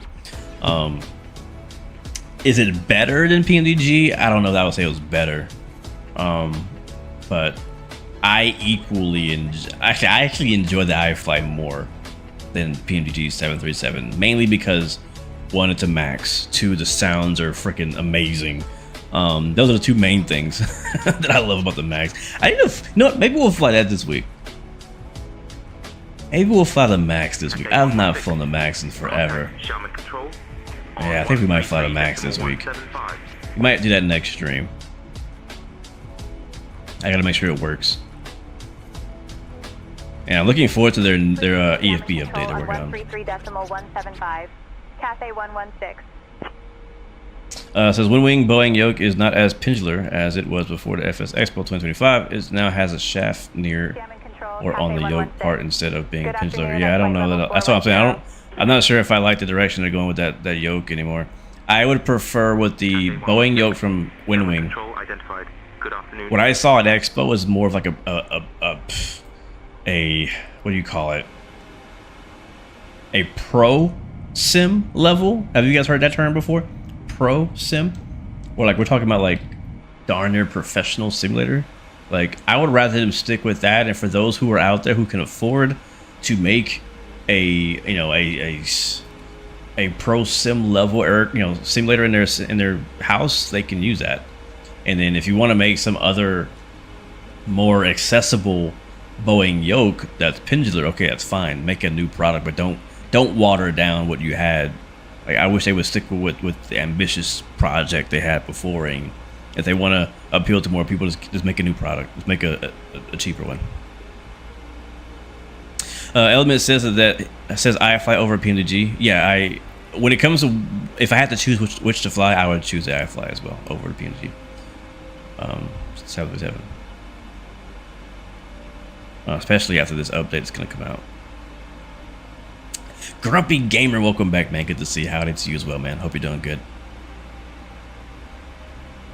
Welcome back to the stream. But yeah, I'll fly it. Maybe don't spend your money yet. I'll fly it this week. You can see. Hong Kong Shuttle 870, flight level 360. It's gonna be an expensive year for flights and add-ons. Yes, it is. I'm looking forward to the Vector 787 too. I'm looking forward to that.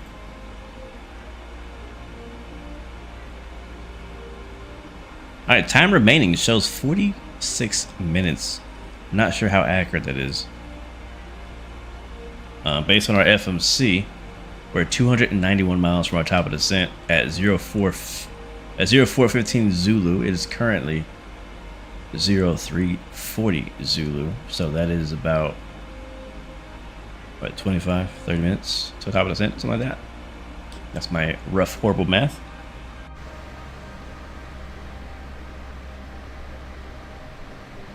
But we'll see, man. We'll see what PMDG does. What the 737-700. Is it supposed to come out this week? Well, I didn't watch that video they posted yet. I'm trying not to get caught up in the FOMO, get caught up in the hype of this one, because sometimes you get caught up. It's really easy to get caught up in all the hype of certain products. You end up buying something you're not going to use. Grumpy Gamer says, just actually landed my plane. First time in a few months. Gonna take some time to get used to it again. Yeah, man. Hey, ease on in, bro. Take your time. No rush. Enjoy Flight Sim. Chris says, I don't know about PNG. Not gonna lie. Was raised on the Zibo. But the only thing that I prefer on PNG is the EAP and FMS. Outside of that, maybe sounds. I'll take Zibo any day. You know what's funny? Carl Childers, what's up, man? How you doing, man? What up with it, bro? Good to see you. Hope you're doing good, man. Hope you're doing real good, bro. You know what's funny? You know when you're a kid and you enjoyed certain things, and like you remembered it, like, man, I remember that thing was so cool, it was so fun, or that thing was so big, or whatever, right? But then you get to like become like older, like you grow up, and then you see that thing again, or you try that thing again. Like, man, that's not as good as I remember it being, or like that car is not as large as I saw it when I was a kid. Like, I don't know, like our perspective changes. So I have that same feeling about the Zibo. I truly do, because I praised, and so did many of us in the community, we praised the 737 from Zibo in X-Plane super highly. Your ex-wife said that once. Oh my god. We love the Zibo so much. But I flew it like a month ago, maybe less than that. And I was like, man, it's not as good as I remember it. You know what I mean? Like I used to say, oh, Zibo is better than the PMDG. You know, PMDG is never going to be as good as Zibo. But I'm wrong now. I don't know that is the truth anymore. Now, obviously, the flight model feels great because it's an X-Plane. So I'm not going to talk about flight model, just everything else about it.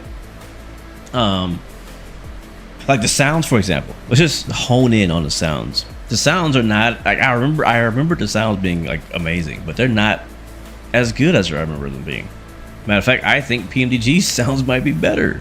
And then if you fly the level up 737 that's in X-Plane now, that one has better sounds and better visuals in a lot of ways as well than Zibo. So it's like, I don't know if Zibo hasn't gotten any updates or if it's showing its age, but I mean, maybe it's just me.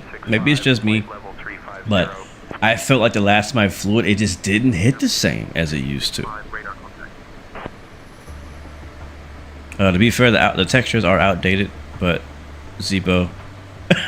But it's Zibo. But it's Zibo, guys. I know. I feel you on that. Yeah. I don't know. Zibo don't hit the same like it used to. I don't know what it is. When I fly X-Plane again, and I fly 737, it's gonna be level up. Honestly. Now, one thing that Zibo, man, it does not. I think it might be Jay's plane. Or could it be GSX? I just saw passengers. Hold on a second. Let's go take a walk. Let's go take a walk. Let's do a cabin tour. I saw passengers back here. I wonder if the passengers are causing some issues because they keep spawning in and spawning out. Yep, we got people back here. I wonder if that's the issue element. Maybe it's because there's passengers being rendered inside and the LOD keeps changing. It keeps loading them in every time we go to the outside view. That might genuinely be the problem. We'd have to test that and see. But yeah, so if I go to X-Plane, I'm gonna fly a level up right now. But one thing I do miss and I still love about the Zebo is the cabin announcements. Still, no aircraft has done it better. Like built-in cabin announcements that sound so genuine and so cool. And then it also comes with like airline specific ones. So yeah, like Southwest, United, American, Ryanair, whoever, right? Like it comes with the plane. And I love the cabin announcement feature that's in the Zebo. And I don't know why more planes don't like have that feature built into it. I know Phoenix technically has it. Still doesn't do it as well.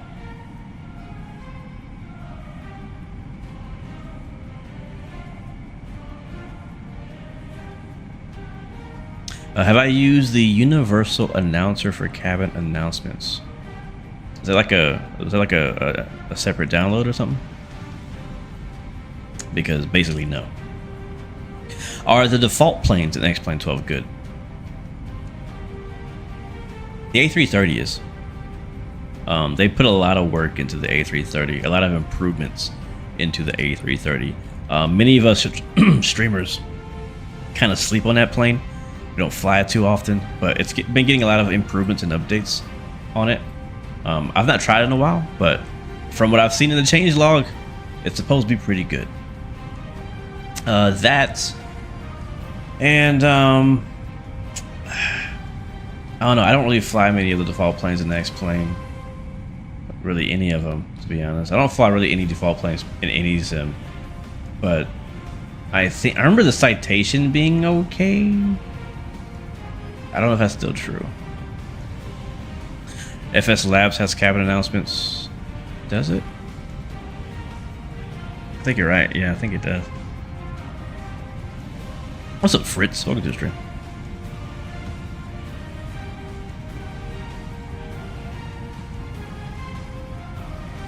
Yeah, the way the Zebo feels though definitely is unmatched to anything in flight sim. But again, that's more of the platform. I truly think, and I wish we had a chance to genuinely test this. But I think that if PMDG were to develop a plane in X-Plane, I don't know. I have high expectations of PMDG. They've been around a long time. They're supposed to be experts at this, right? And you know, people like them, even I9 Builds, maybe. Like if they were to have their flight dynamic team, their expert in flight models, make a flight model in X-Plane with the same aircraft, like I feel like it would be really good. I think it would be really good.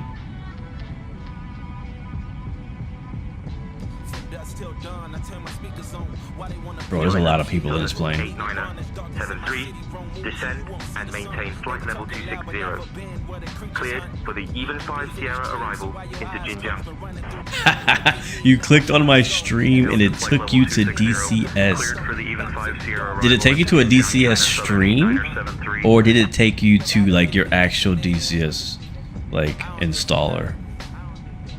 Because that's funny. Either way, that's funny.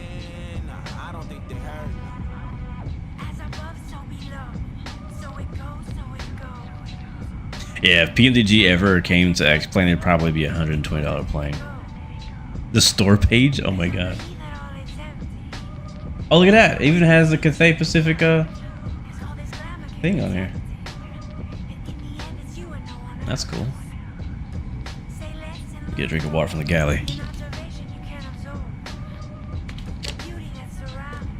Bro, look how much it's bouncing right now.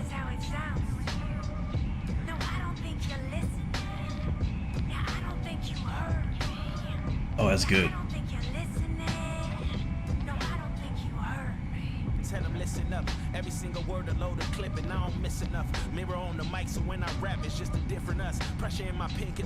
Yo, this song is fire. What is new in the 777 update? Great question. I honestly don't know. I honestly don't know. I'm just flying the plane like I always do. Maybe I can look it up. Is there a change log?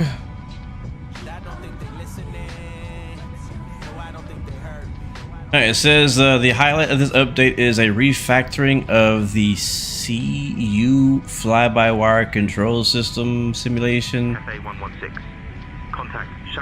to fly more like its real-world counterpart. Look at me, I'm a news channel now. I can read updates. Oh my god, it's hilarious. Okay, so it retains the familiar pitch/speed interface pilots expect while leveraging fly-by-wire capabilities to enhance pitch, speed, and stability, resulting in a more stable and refined flight experience. It's worth noting that Boeing's implementation of fly-by-wire differs fundamentally from Airbus's approach. Rather than aiming for an idealized aircraft, Boeing's system is designed to preserve the feel of a conventional non-fly-by-wire airplane, albeit with enhanced performance and stability. Beyond fly-by-wire work, the update touches a wide range of aircraft systems. Very vague, this whole thing. This is by Matthias though. Shout out to Matthias, I love him. But the whole update post is very vague. Like, I don't know what any of this means. Include improvements to data link, displays, cabin features, the FMS, ground operations, hydraulics, memory management, ground handling physics, pneumatics, radios. It's just a general update. Everything got touched. Beyond ATC integration, apparently, work is ongoing through some compatibility issues remain to be resolved, blah blah blah. Yeah, so there you go. And I guess the 777 LR is being added to the marketplace now as well. So for those who are asking what has updated in the 777, there you go. I don't know either. All that means nothing to me. It flies just fine though, I'll tell you that. I feel like the plane flies fine. It flew okay before. I wasn't complaining about how it flew before, and it flies okay to me now. I'm not flying it up to doing stalls and steep turns and crazy stuff. It bounces to the music. Yeah, it's funny. German control, Cathay 116. Good afternoon with you, flight level 410. But to be honest, if X-Plane 12 gets a huge scenery update, I think nothing will ever compete with Laminar. That's the only advantage I think FS has, and maybe it's easier to develop add-ons. Well, I've heard it's easier to develop add-ons on X-Plane. That's what I've heard. But obviously it's relative, right? It depends on what you're familiar with. But yeah, I mean, we know X-Plane is working on a what they call it? They're calling it next gen scenery, or their next scenery, yeah, generation of scenery for X-Plane. We don't know what that's going to look like, how well it's going to work. But I mean, it's X-Plane. They're not going to put out anything crappy, so we'll see what they do. Fritz says, I'm not going to lie, PNG did a change. Wait, what? Did a change? Oh, PNG did change a lot for a 737 for 2024. Which I finally switched over to. Yeah. Yeah. It's a good difference. You have a friend of yours who was United 777 captain. He was also a test pilot in the military and at United. I feel like that's so cool. I think pilots that are test pilots are the coolest pilots. Because they get to like really push planes to their limit. Like in normal operations, you're not pushing a plane to their limit, and you never should. Nothing wrong with that. But test pilots are purposefully pushing to dangerous limits, you know, for the sake of other pilots. Like, that's a dangerous job being a test pilot. I'm surprised we don't hear more stories about test pilots, like, you know, getting in accidents and stuff like that. But they get to fly new planes, new variants of planes, new additions on planes, new engines, all kind of really cool stuff. I've always kind of thought, like, you know what, it'd be kind of cool to be a test pilot.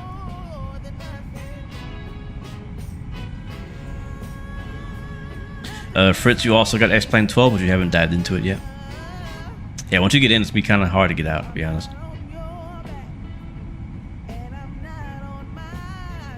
He stalled a 777 in the flight, full stall. Wow, I wonder, that's got to be a crazy feeling, stalling an airliner, like. Control Air China 368, flight level 350. Question: wasn't turbulence supposed to be more noticeable in 2024? I believe it was, yes.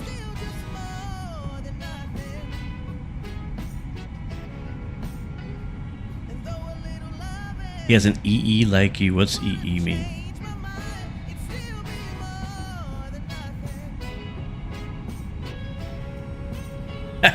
You've been paying so much attention on the stream. What are you flying? Electrical engineer, gotcha. For aviation electrical engineer? Is that what that is, or just general electric engineer? I've had a. I don't really want to say this publicly because like I'm not gonna do anything about it. I have no plans to do anything about this. But I don't know. I've had like a weird urge lately. I can't. Ooh, I don't know what sparked it, but I've had a weird urge lately to like. I don't know, like learn about aircraft mechanics. You know, like I feel like that'd be kind of cool job. Like I don't know if it's too late for me to go to aircraft mechanics school and do that career. I don't know that I even want to. I don't know how much it costs to do that. FA Control Air China 9368, flight level. I don't know, just something. And I have like an interest in mind that I want to just tear an engine apart. I don't know. Maybe it's just curiosity. It might not be passion. That's the thing, is I don't know that it's passion. I think my passion still lies with flying and operating aircraft, not fixing them. I don't even fix my own car, so like Shanghai Control Air China 9368. I don't know that that's for me. China 9368, radar contact. Shanghai Control, airfill 6625, flight level 340. EEs get into avionics and stuff. I gotta get the map enhancement debating the TOLUS Airbuses. TOLUS reminds me of FS Labs. How they ran your pockets in P3D. Yeah. TOLUS is definitely, if you're getting the X-Plane, you gotta get TOLUS. You can't get into X-Plane without buying a TOLUS plane. They got all the Airbuses, of course, and they're just good planes. All in all, good planes. Cathay 116, contact Shanghai Control on 132.625. He made improvements to the B-52 radar in the 1970s that is still being used today. Wow, that's cool. 132.625, Cathay 116. How much school would I need to go through to be an aircraft mechanic? Like what's the bottom level of aircraft mechanic? Like to fix Cessnas and stuff, or turboprops maybe. Which I don't think I would want to. Like, I think if I want to be an aircraft mechanic, I don't know if I want to work on. I don't know. I don't know what I want to do. I don't know. I'm just really intrigued by the anatomy of all types of aircraft engines. I think that's why I like flying, you know, like the Comanche and some of these planes that actually simulate the engines in flight sim, because like I want to, you know, what I really want is a whole game called Aircraft Mechanic Simulator that doesn't exist. That's really what I want. But I'm not sure I'll ever get that.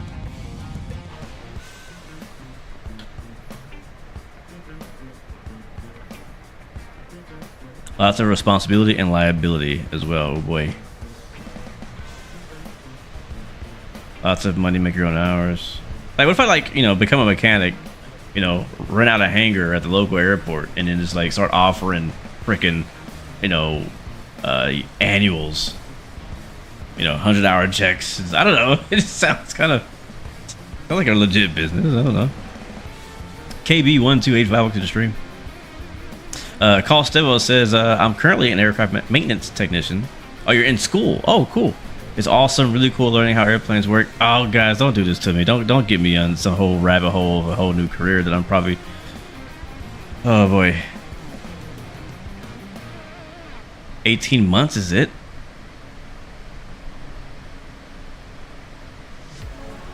depending on what you want to do and if you want to do add-ons and such. Also, where you attend school, how you get in training matters. Some places you can apprentice. I would definitely play an aircraft mechanic simulator, bro. Like, there's a new game called Car Mechanic Simulator 2026 that is on demo right now. So if you like that kind of game, it's available for free on Steam. But I've been playing that game since 2021, I want to say. No, 2015. I've been playing Car Mechanic Sim since 2015. I think that version, and love it. I'm not a real mechanic in real life in any way, right? I barely do my own oil change, but I don't know. I think it's cool being able to like fix cars, be able to like restore cars, customize cars. Like, I love all that type of stuff. So, and I've been watching some YouTube videos online of a guy who does that with planes. He buys like cheap planes, he tests them, he checks them, he fixes them, and then I think I'm not sure if he keeps them or if he sells them. I assume he tries to sell them afterwards, but like, that's freaking cool. You can go to a place like Spartan. I'm a little behind on chat, sorry guys. You can go to a place like Spartan School of Aeronautics and get it. Your brother-in-law and cousins works for American Airlines and United as line mechanics. Embry-Riddle, I'm not going to Embry-Riddle. That's a no for me.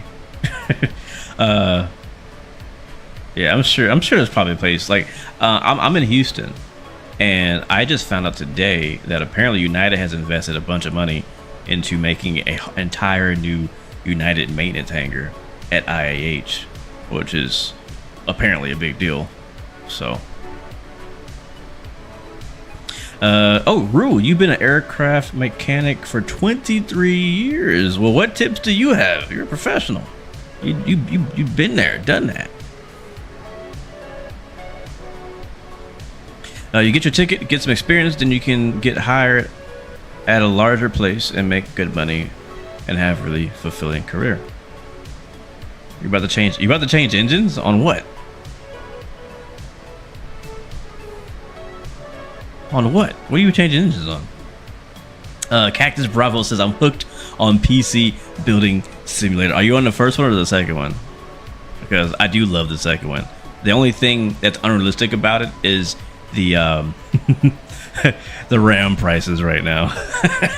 They're too low. No, but that game's a lot of fun. Search AMP schools. Okay, fine. I'll look it up. I'm not gonna do it though. I'm telling you, I'm not doing it. I'm just curious. I'm just, you know, like I looked into, you know, like this YouTube channel is really just a collection of careers that I'm curious about. Aviation, trains, racing, farming, all those things, right? AMB, what, school, I guess? Yeah, I think I might need to start something different. Aircraft. Mechanic. School near me. Let's see. UTI. And I'm not talking about urinary tract. Universal Technical Institute. Do you guys recommend that? Is that a good one? Spartan. Oh, this is Spartan.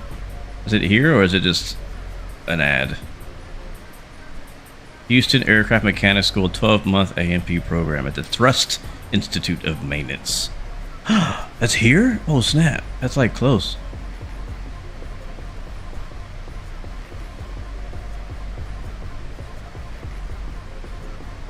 Freaking change an aircraft tire? Like, how much I pay to do that? How much they change? Because everything's expensive in aviation. So like, how much they pay me to change a tire? It's probably easy, ain't it? You were a mechanic in the U.S. Army from 1993 to 2000, and knowing how to work on vehicles/engines is a skill you couldn't live without. You're changing the engine on the MD-11. That's so cool. $78 an hour for FedEx. Amazing. Check out Stick Aviation too.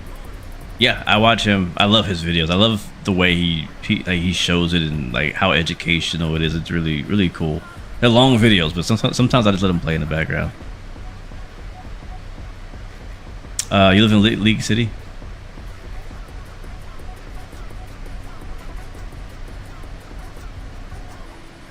And you don't like hurricanes? Yeah.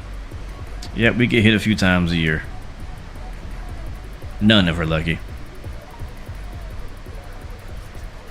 You're on the first one? Yeah, the second one is not on Steam, but you can get it on Epic, on the Epic Games Store, which is the only reason I have the Epic Games Store, is because there's a few games that are exclusive to there. If you like the first one, bro, I would seriously recommend just download Epic Games. It's free. And pick up the PC Building Simulator 2. It is way better than the first one. It's so good. You're welcome. If you're hooked on that game, you're welcome. Mikhail Begonia, hello, welcome to the stream. Good to see you. You're in Houston too, Rue? Oh snap! You work at Bush? Oh, bro. Wait, that's crazy. Cause I used to work at Bush too. Not as a mechanic though. I was a ramper. I worked on a ramp. I've seen a few mechanics come through. That's crazy you worked there. I don't work there anymore. But I wish I knew that you worked there back when I worked there. We could have like went to the United cafeteria and had lunch or something. That'd be dope. Alright, how's the flight going? Let's see. Let's see, we have... Oh, we should be descending soon. We're about 25 minutes out. Yep, 83 nautical miles. Okay, not that close. It is currently, we're 10 minutes away from top of drop. So let's go and do this, because the beautiful thing about Boeing is that we can pre-select our altitude to a lower altitude, and the plane will automatically descend for us when we get to our top of descent. So I'm just going to set our bottom altitude, which we can find here. We'll use our second FMS to do that. Go to legs, or FMC, and then legs. We'll scroll through it here, and again, the way our flight plan is set up, I got a checking and a savings. All my money's in my savings. Some of you guys will get that. But we'll go down to 2,900. Go to 2,000 even. Like I said, the plane will descend, so if I'm not paying attention, if I'm distracted by chat or whatever, it'll still descend for us, which is all good. I do want to see if we can try the cinematic camera again for a bit, see how that works. So far, so good. So far, so good. Kevin Hart, yep. I knew somebody would get it. I knew somebody would get it. What's up, DMV? What you doing up so late? You flying too tonight? So, how much does it cost? That's the main thing. Like, if it's cheap, I know it's not cheap. There's no way it's cheap. It's like way too important of a job to be cheap. And like, the website never tells you up front, oh, it's gonna cost $50,000 to do this career. Nope. It's just like, yo, you know, just, I don't know, book a tour. Why would I want a tour? Let's see, aviation maintenance technician program. You know what I could do? This is what I'm gonna do. This is not what I'm gonna do. This is what I'm gonna do. I'm gonna go and get an AMP mechanic career certificate, whatever the heck you call it. And then I'm gonna go to school again to learn how to make games. And then I'm gonna go make a freaking aircraft mechanic simulator game. And probably make more money making a game than it is making fixing planes. But that'll take me like 10 years.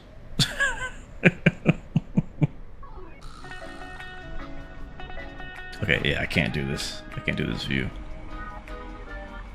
What's interesting is every time I go back to like my interior view, like it, like I swear it flashes the camera back to freaking Hong Kong. TJ, this is the 300.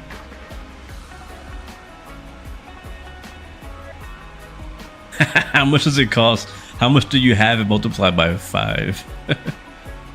You're flying a Citation 10 from Vegas to DCA. Nice. How long you got? Aircraft mechanics simulator my next day. I'm telling you, bro, I've had this idea for this game for so long. There's got to be somebody making it already. Like, I feel like it's too obvious to make an aircraft mechanic simulator. But I think the challenge for making a game like that is that you would need experts who know how to fix real aircraft and people who know how to make games to come together to make a game. And the problem is people who make games are making much more cooler games, and people who fix planes are busy fixing planes. So it's like, I don't know, trying to get those two things together is probably pretty challenging. It's probably chase plane. Yeah, I'm trying to, I think it might be chase plane. Oh, you're on final. Nice. Make sure you get some butter for me, bro. Pick up some butter for me while you're out there. Was it the 777? There was a plane, I think it was the 737 that I had a similar issue with for chase plane. Because like when I use chase plane, most planes are not having any issue. It's not been doing this for any other plane that I could think of. I'm not sure. Cactus Bravo, my dream project is to build my own custom study level private jet. Bro, what's stopping you, Cactus Bravo? Seriously, what's stopping you? Like, why not? Because I want that. Like, you're literally like this is what I tell people sometimes. Like, especially when you have an idea for a business or product or a service, like you are like that idea that you have, that passion you have, or whatever that may be, you are literally somebody's like answered prayer. You know what I mean? Like the thing you want to do, like the YouTube channel you want to start, element, the product you want to make, like there's somebody out there who wants that thing and unfortunately is not gonna get that thing until you make that thing. Think about that.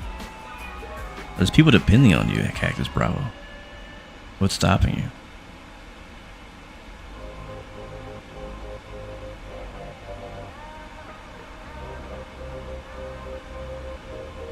Start bringing that idea to people that already have the knowledge of aircraft mechanics and programming and start there.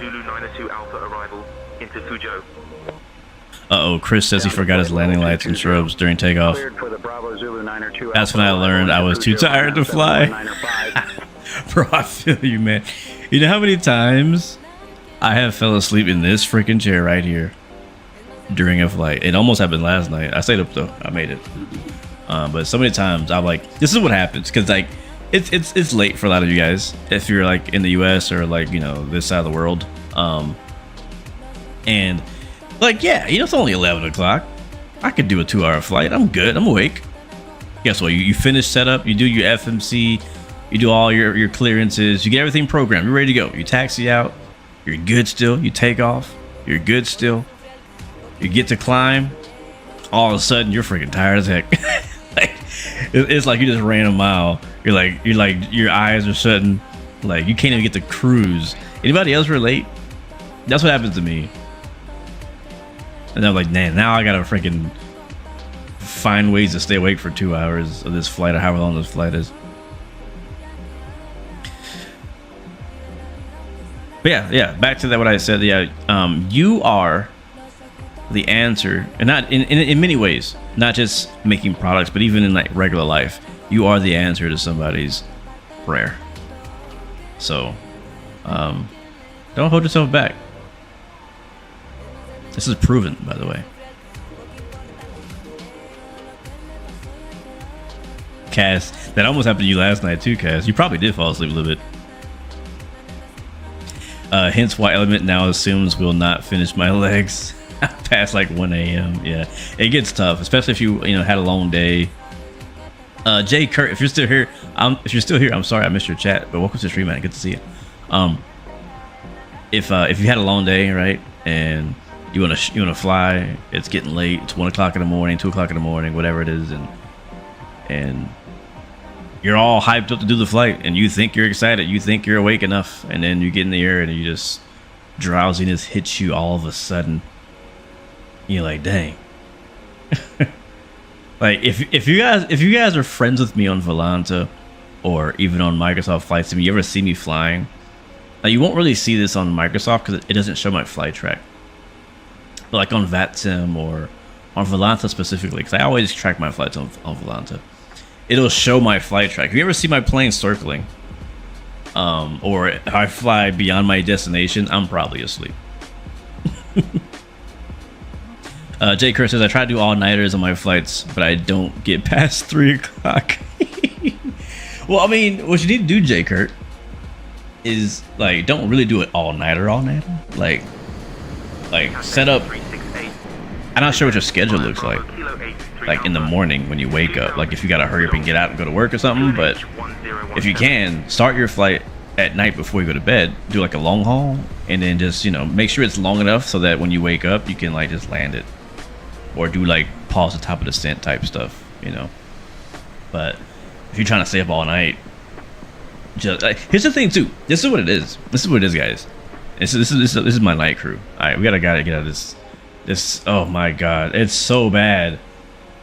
So maybe it's Chase plane. I don't know if it's Chase plane or GSX, but maybe it wasn't the airport. Maybe I was wrong. I'm sorry, Hong Kong. Maybe it wasn't you. All right, we are 12 miles away from top of drop, so planes should start descending on its own. But anyways, yeah, so what it is, I think the reason why we get so tired flying late at night is because, let me show you. I'm gonna show you right now. Turn your headphones up.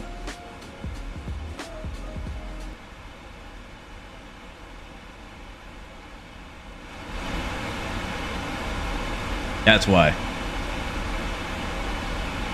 White noise. That white noise, that aircraft, that AC sound, that wind blowing across the windshield sound, that puts you the heck to sleep. That's what it is. It's way too relaxing. You're on break for spring break, still in school? Nice.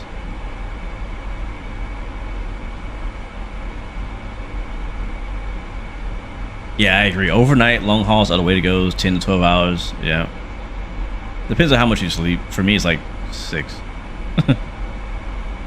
I love this sound though. Like this sound, I love working to this sound because it brings me back to when I've been on planes in real life, and I'll be sitting there with my laptop on the tray table, like getting good work. Like I feel like I work really well on planes, as long as I'm not sleepy. If I'm sleepy, I'll sleep, because again, this sound, as much as it can make me focus, it also can make me focus on sleeping. So when I'm flying in real life, this sound right here will either put me to sleep, or if I'm wide awake, I'll just work. I'll have like some music running in the background on my AirPods. I mean, or maybe I'll put a movie on the laptop and just be like super productive for like 2 hours. To assist with customs at our destination, flight attendants will be briefed. Even when I'm watching YouTube, I'm about ready to go to sleep too. Cathay 116 upon arrival.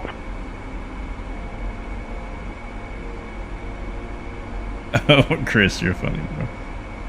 It's 12:18, and it's making me tired. I'm telling you, bro. I'm telling you. Wow, we are descending 5,000 feet per minute. Sheesh. Well, ladies and gentlemen, we have reached our top of the descent into Shanghai International, Zulu Sierra Papa Delta. Planning to land on, or I had to plan to land on runway 17 left.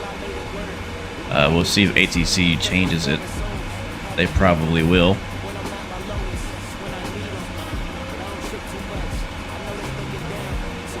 But we'll see. We'll put our noise cancellation headphone back on there. So yeah, that's what it is. It's the white noise. That's what puts us to sleep when trying to fly late night flights. Especially, and add on to that, try doing a late night flight at night in the sim as well. Like, so it's nighttime in real life, it's nighttime in the sim. I've even fallen asleep driving trains on train sim late at night. Like, it don't really matter what I play.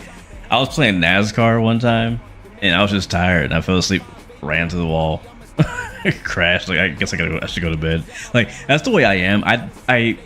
one thing about me is I honestly don't like sleeping. Like tonight, I'm gonna be the same way. When I finish this stream, I got some other stuff I want to record, some other work I want to do. So I have no intention of going to sleep anytime soon. But I might get tired about an hour. I'm not happy about that, but I might get tired about an hour. And so, like, I will not go to bed until I can't keep my eyes open anymore. I won't.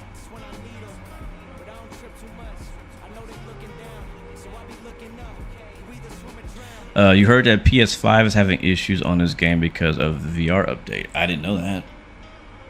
I didn't know that. I know that PS5 doesn't have a marketplace. That's really all I know. So far. Like, I'm glad PlayStation has Microsoft. I'm really glad. I'm really happy for them. I just hope that they get the same love and support that the Xbox and PC people get. There's a lot of people on PlayStation. You do cargo flights on your 8 days off. You do cargo flights on your days off and mainly fly FedEx 777. And after 10 p.m., I need to inject caffeine straight into your brain in order to stay conscious. Yeah. I say I wonder. I know how they do it, but I wonder how real pilots feel, right? Like, we have the ability to walk away from our computers, go get food, go to the store. You know what I mean? We can do anything we want during cruise because it's not real. But in real life, you're literally sitting in this cockpit. Hold on. Oh, I like this view. You're sitting in this cockpit especially for a long haul, for like hours, you know? And you're supposed to stay awake the whole time? Now, I know that they, you know, for longer flights, they have crew rest and they do shifts and whatnot, but still. Like, I am not good at driving long distance because driving makes me sleepy. And my wife knows it too. Like if I'm tired, she's like, "You want me to drive?" I'm like, "Yeah, I want you to drive because I don't know how I'm gonna do it." But yeah, so, and it's funny because I won't be tired, but like the act of driving, the act of focusing on the road, of the sound of the road, the sound of the car, the vibrations of the seat, like all that, like just that mixture just makes me sleepy. It does. To be honest, I just hope that Sony stops being such a douche when it comes to community add-ons. I think the only game that has community creators page is WWE 2K. Cathay 116. Is that true? Are we talking only PlayStation? Because Forza Horizon has a massive community area built into the game. But that's an Xbox original. I think it's going to be on PlayStation this time around, isn't it? How about single-seat military jets doing transcontinental flights with... Oh, that's got to be hard, too. That's got to be hard. You're by yourself. Yeah, like there's no giving the controls up to somebody else. Like, you're in a single-seater F-16 or F-35... and you're flying transcon, following an air-to-air refueler, and you refuel like every hour, every 2 hours or something like that, for like 6 hours straight. Like, that's tough. I don't know if I can do it, man. I'm curious, like, when this DCS, if you guys don't know, DCS is working on having a global Earth. Right now, DCS is just a bunch of map packs that you buy, and all you can do is fly around this map. Pretty big maps, but it's not like Microsoft Flight Sim or X-Plane where you have an entire globe where you can fly from London to Dubai. You can't do that in DCS. But they're working on a map like what X-Plane has, like what Microsoft has. And when that comes, a lot of people are going to be trying, you know, long hauls and repositioning flights and all kind of stuff like that. But I don't know that I could. I don't know. If I have autopilot, I could do it, but I can't hand fly that long.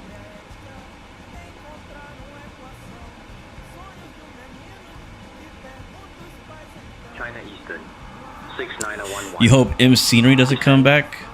Is he are they gone? You talking about MS Scenery? Are they gone? Did they kick him off the marketplace? Alpha arrival into Yiwu. Descending to flight level 140. Cleared for the Shiv 01 Alpha arrival into Yiwu, China Eastern 691. When it comes to that, I bet the standard issued booger sugar in order to stay awake and focus. I have heard that they have some special ways of staying up that I don't think commercial airliners would approve of. But I don't know. You'd have to ask your local fighter pilot if they willing to tell you that information. Yeah, they're bad. They're really bad. Exactly, Clay or Che. It does benefit all of us if console players play Microsoft Flight Sim, because it does. It pushes the hobby. It pushes the development of new products. More products come out because it's more worth it to put out products because it's more people, right? So I don't knock Xbox or any console. I welcome them. Contacting Shanghai approach on 119er decimal. Console is the reason why we're getting a lot of what we're getting. All right, guys, let's go ahead and we're passing 18,000 feet. Let's kind of do like a bit of a briefing. Good afternoon, flight level 190 for 2000. Bit of a briefing for what we got going on for this approach and whatnot. 116 heavy Shanghai approach identified. Good afternoon, cleared in P1 transition. Expect the ILS Zulu runway 17 left approach into Pudong. Perfect. That's exactly what we were asking for. So they gave us the ILS Zulu for 17 left into Shanghai. So let's go into arrival, get our weather here. We can go to our charts over here. P1 transition. Expect ILS Zulu runway 17 left approach into Pudong. Cathay 116 heavy. It sounded like she said ILS Delulu. So we're on a star right now, I think. Yeah, we're in the middle of our star, which is the BK 1A, I think.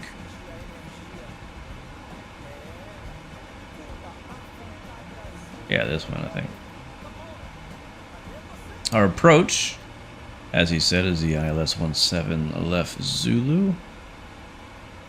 Thankfully, this plane does automatically tune the ILS, which is nice. I see Yankee. I think this might be it right here. That's the RNAV.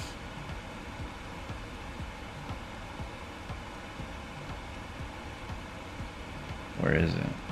Did I miss it? I think I passed it. Oh, this is it right here. Oh, that's RNAV. ILS DME. This might be it right here. No, that's not it either.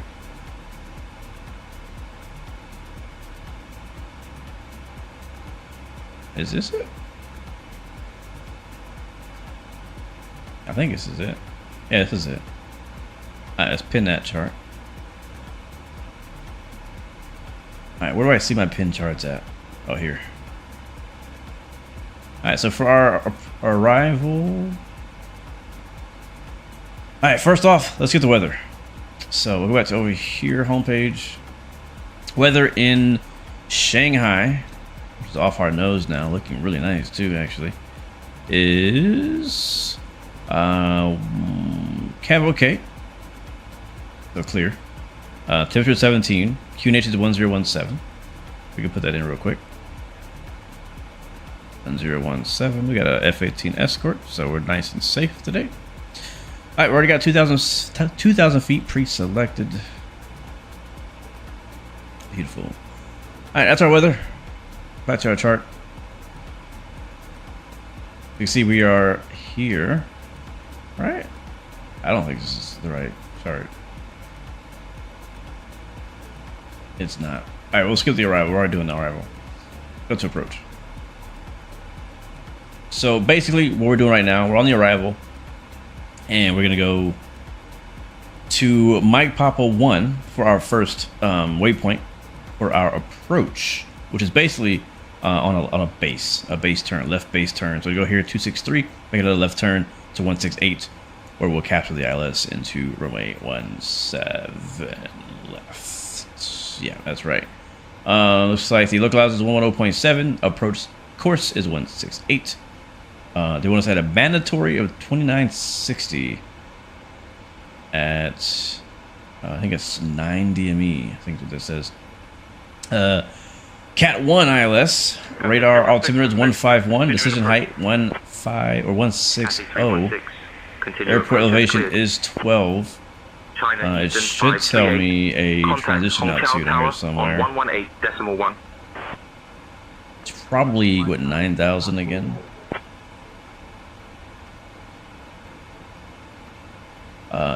Transition level is 11,800. Very specific. Okay, cool. We might be at that already. Make this nice and big. There we go. It was pretty straightforward. I mean, left, we land. That's your briefing. 1025, Legend 268 November heavy. Man, look at that view. Man, look at that view. Holy. Legend 268 Welcome to Shanghai, chat. Legend 268 November. Contact Shanghai Control. Hey, what is that? Why does it look like that? What's that circle thing? Shanghai Control 126175. Legend. Is that like where they launch spaceships and stuff? Like some NASA looking stuff over there.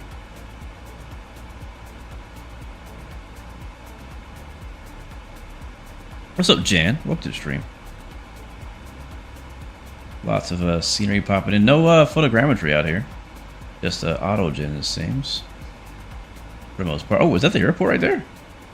Oh, that's the freaking airport right there. So we're going to fly around it and come back around, so that's good. Yeah, that is the airport. That is how the arrival goes. So, as you can see, that's our routing. So we'll fly to the right, to the left, and to the left again, and land. Let's get prepared for that. Land light's going to come on. Seatbelt sounds back on. Everything else is good. VNAV is doing its thing. Not much that we need to do right now.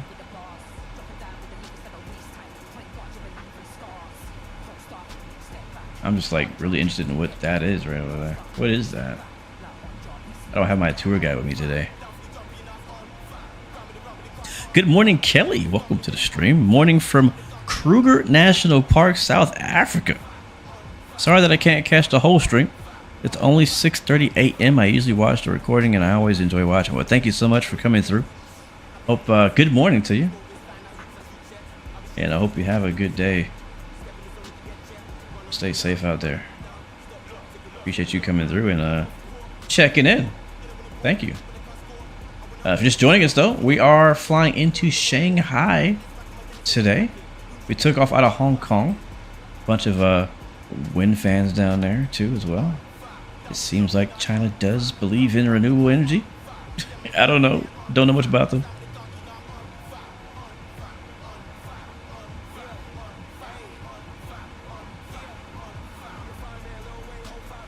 Good evening, Jose Flores. Welcome to the stream as well, man. Good to see you. You're from Oregon. Nice. It's only what in Oregon right now? It's 9 o'clock, 9 p.m. something like that. Switching to Qingdao control on 134.125 in China. All right, I got to butter this one. I got to butter this one. All right, so we are below the transition altitude. We'll go ahead and switch out of standard. Lights are on.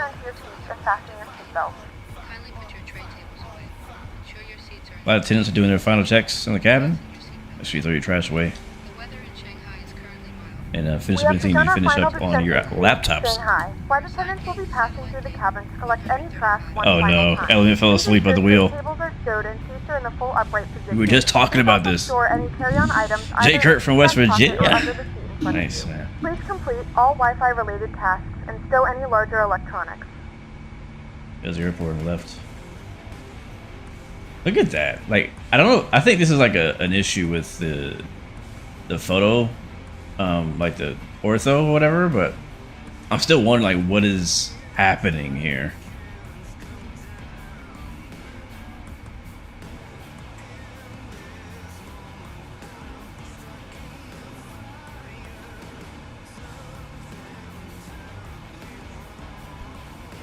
In China? I don't know what time it is right now. What's the local time? Can I ask the AI that? Let me see. Hey, do you know what the local time is? Alright, cabin ready, light is on. Good. Cleared for the ILS runway 17 Local left time is approach via 1234 p.m. 1234 p.m. So it's afternoon in China right now. Cleared for the ILS 17 left approach via MP1. Alright, we're clear for ILS. Nice. Oh, there's a view right there. Bro, imagine how satisfying this exact approach would be if instead of taking off out of Hong Kong, we took off out of like LA or JFK or Heathrow or somewhere like really far away. Yeah. I did a flight, was it today? Yeah, it was today. I did a flight in the 777-200 today. Kind of like I told you, like I started the flight in the morning and then I went and did my day. Like I wasn't at the computer all day. And I flew from Houston to San Francisco, which was like 5 hours, almost 6 hours. I think it was 5.5 hours. Pretty long flight. But like landing in San Francisco had this extra layer of satisfaction where like I actually felt like I traveled somewhere. Texas, we're landing on 07 or 17 left. 6216, radar contact. 17 left. Alright, let's focus on the flight, guys. We are almost there. One thing I didn't do is this. Alright, we flaps 30. Speed 136. We can double check our nav rad page. We have 107 selected, and the ILS is 107. So those match. So we should be good to capture the ILS via Mike Papa 1. But yeah, I think after what we talked about today, guys, I think I'm gonna try and see if my iFly is working in the sim, and maybe in the next flight sim stream we do, whether that's tomorrow or Thursday, we'll be in the max. I'm looking forward to that, actually. I am really looking forward to that. And that's what I look forward to in streaming and videos and whatnot. Like I look forward to like planes that I'm excited to fly, routes that I'm excited to fly. You know what I mean? And I don't know, I'm not gonna promise this because I might change my mind. Because I change my mind like every minute. But we might stick around this side of the world. Like we might do Japan or somewhere else that's not the US. And probably not Europe either. Like somewhere that it's actually daytime right now in real life. Or even Australia could be good too. Just kind of like stick with the kind of oceanic Asia side of the world. Be kind of cool. BBJ ops in the iFly. Does the iFly have a BBJ variant? I just gave you a flight idea, Gold Blaster. What's the idea? What you gonna do?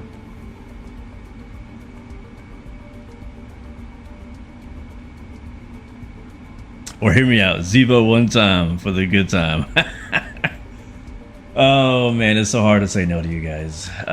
Not gonna make a promise, but I will consider it when I am thinking of what I'm gonna fly. I only probably got 2 more streams in me this week, so China Southern 650 already Tuesday. Well, it has BBJ liveries, but it's not technically a BBJ. Gotcha. Alright, we are at 4,000 feet, about to turn left base for final for a 17 left here.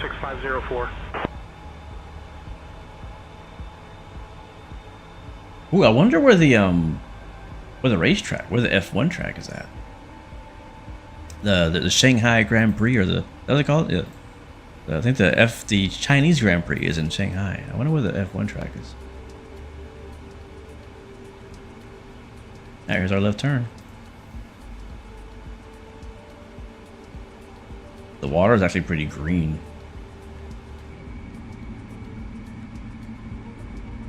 I wonder if that's legit.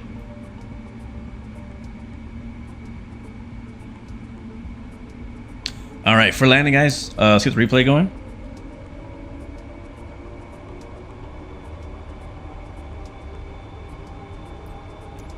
Get the sounds turned up. And music off. China Eastern 90181, contact Shanghai Control on 126.175. 126.175, China Eastern 90181. Alright, sitting past 3,900. Pudong Tower on 118.4.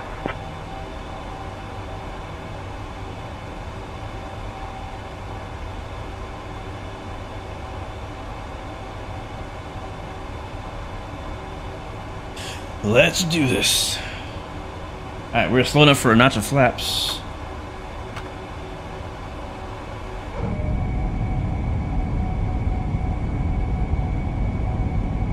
Alright, that was actually the slats I put down.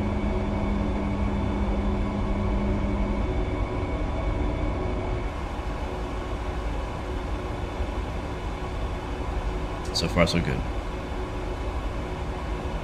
There's an iFly texture mod. Yeah, I'm not gonna do that.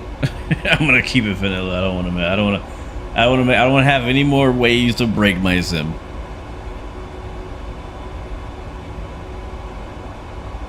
3084, contact Kobe Control on 133.85.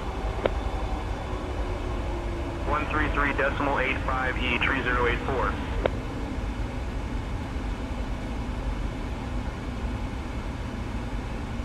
You know what? China needs a world update. China needs a world update. I'm not sure if we'll ever get one, but we definitely could use one. Alright, we're showing... Alright, approach mode.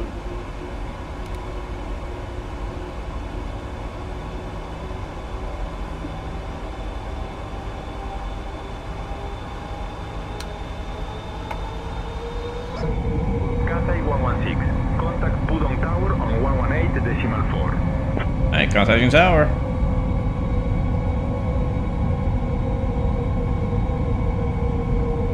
Switching to Pudong Tower on 118.4. Cathay 116. Alright, we're on final. Looks like a 15-mile final, something like that. Pudong Tower, Cathay 116. Good afternoon. Established on the ILS runway 17 left. First officer is still handling the radios for us, so we can focus on flying. Cathay 116 Heavy, Pudong Tower, roger. Continue approach. Let me get comfortable.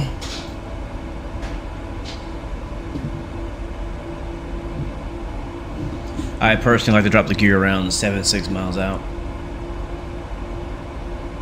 6-7 miles out.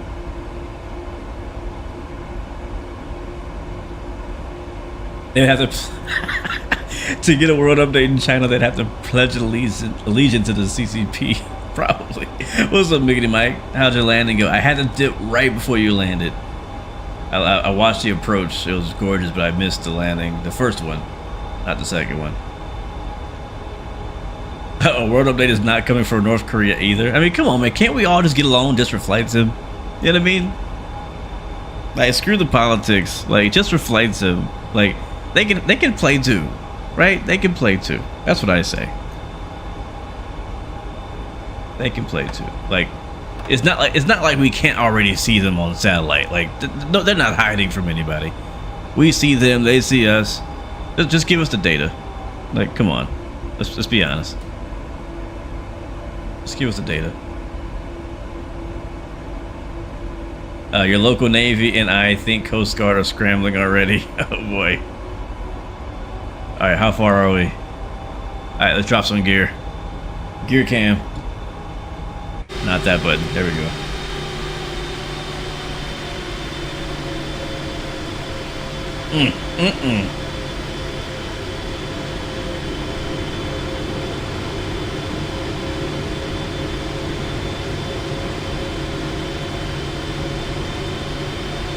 Love it. Jesus Christ. Alright, we are on final. We've had our clearance to land. Let me get my chart up so you can find out where we're parking. 2500. We're landing on 17 left, so it's gonna be a left turn to the terminal. They got us on manual here on that. Let's go ahead and lower that down. Get some more flaps in.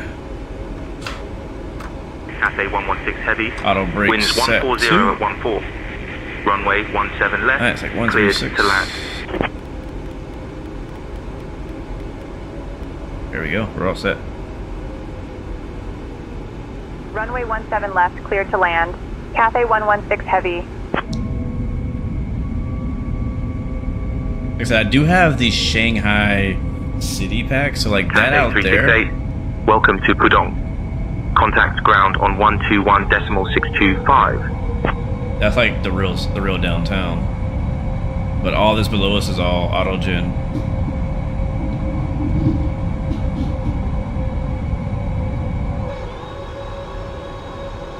Alright, let's land this thing. Do I have to arm spoilers in this plane? I can't remember. Yeah, I do. Alright, thank you, co-pilot. I'll take controls from here. My controls. Mike is in the way. Oh, chill. Bring it back. Alright, there we go. We're good. We're free. We're alright.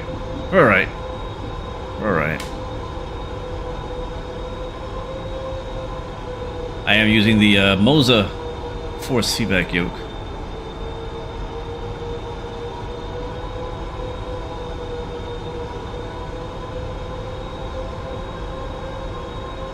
Alright, it's gonna be the left runway.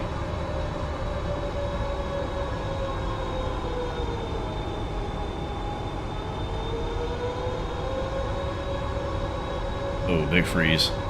Big freeze. Something's loading in. Probably the interiors. Alright, let's get back on the slope and on the extended center line as we drive over these train tracks. Approaching runway 17 left.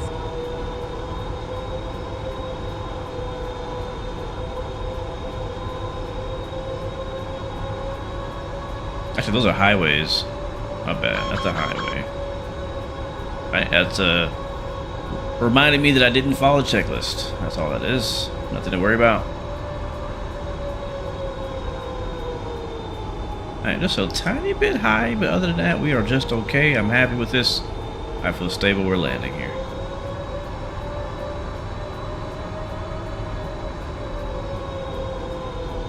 A little bit of wind I'm detecting here. I think pushing right to left, maybe. That's my guess. Nope, left to right. And hopefully we don't get any more of those stutters, though. That is gonna hurt me. 300. Alright, plan on holding short. Alright, we ballooned there for some reason just now. Alright, 17 left. 100. Let's put her in a touchdown zone if you don't mind. 50. 30. 20. Don't flare much. 10. 111. Reverse.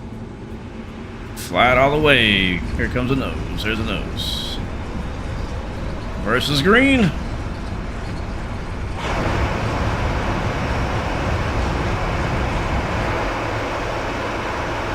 Cathay 116, welcome to Pudong. Contact ground on 121.625. 60 knots, man, you're braking. And we're exiting.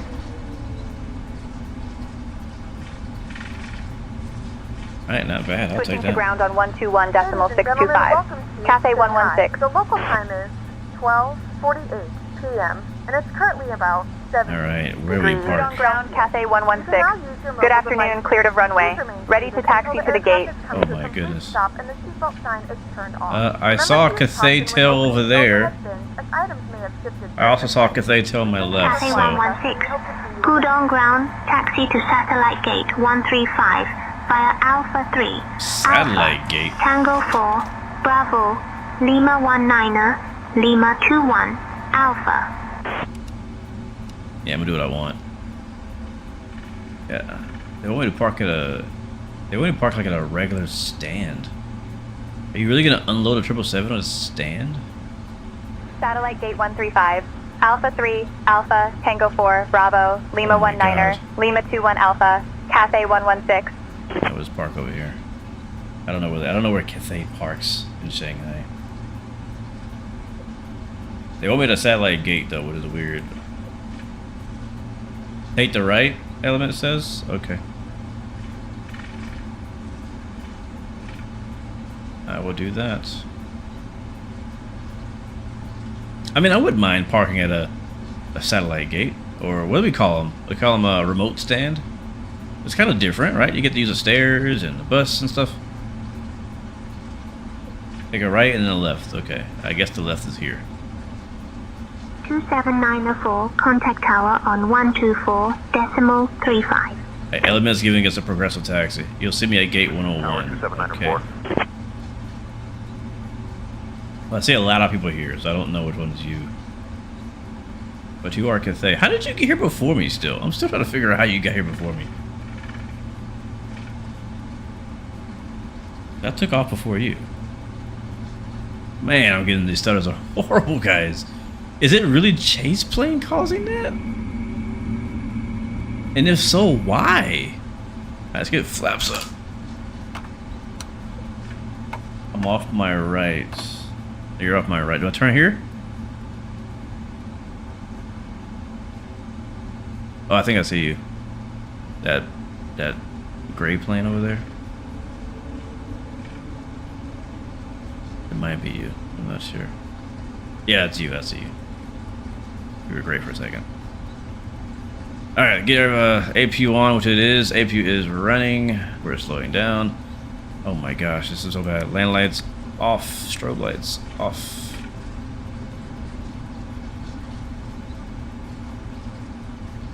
We're using say intentions for traffic. But from what I understand, I could be wrong. I might be thinking about Beyond ATC. I know that either Beyond ATC or say intentions are using the same guy who made FSLTO helped develop the traffic for either say intentions or Beyond ATC. I can't remember which one. Don't quote me on that. But I know that he helped one of them make their traffic system. All right, coming in hot. West China 6374, contact tower on 124.35. Wait, have a camera. 535, taxi to the gate. China Eastern 553. 5, taxi to parking via Foxtrot 2, Echo 2, Echo, Lima 19er, Lima. Foxtrot 2, Echo 2, Echo, Lima 19er, Lima, China Eastern 5535. 9037, ready to taxi. 9037. There it is. Runway 17 right taxi Brace it. via L15D, Lima 15, Quebec 6. Flaps are up. And Runway 17 right engines taxi go via off. L15D, Lima 15, Quebec 69037. Asiana 7225, ready to taxi. My goodness, this is the Asiana chop. 7225, runway 16 right taxi via Romeo 3, Echo, Echo 1, Lima 24, Whiskey 6, Tango 3, Foxtrot, Echo 5. So you think that the starters I'm getting the 777, not chase plane? Lima 24, Whiskey 6, Tango 3, Foxtrot. We're almost done, J. Kurt. We're gonna attempt to watch the replay, and then we're done for tonight. Spring 8524, taxi to parking via Foxtrot. So let's go ahead and do that now. Echo 3, Lima 24. We have arrived. Lima. I'm gonna.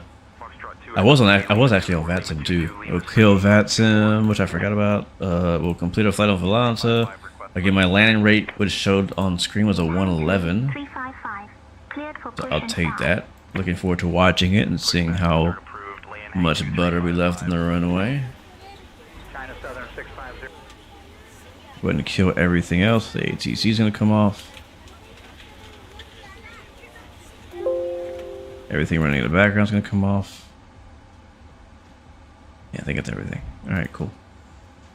All right, do I need to start the engine again? Like, will the engine be running in the replay if I don't? It probably won't, right? Probably not. So I think I need to have the engine running already for it to actually play. That's how a lot of planes work. I don't know if that's how this plane works. Where is that option? On the menu, P2G setup. We'll do state load, approach. Execute. There we go. Oh, yep. It's doing some things. Let's go to flight control replay and we'll pause that. Well, not pause it, but we'll stop it. We'll let the plane figure life out and we're just gonna hit play.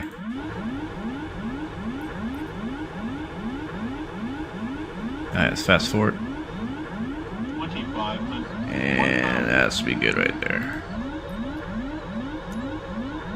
Alright, let's watch from my favorite camera first. The Billy Cam.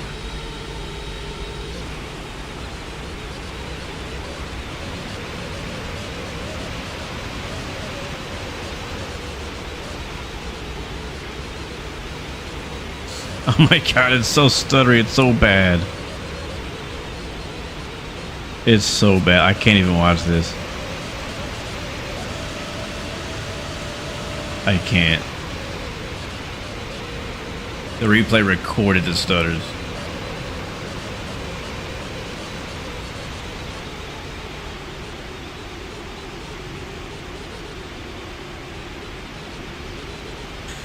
Yeah, I don't know. I didn't have this problem before. At least I didn't think I did. Alright, let's see what it looks like here. Oh, threshold. In slow motion. And oh yeah, we buttered that for sure. Yeah, I'm happy with that. Yummy eye cancer.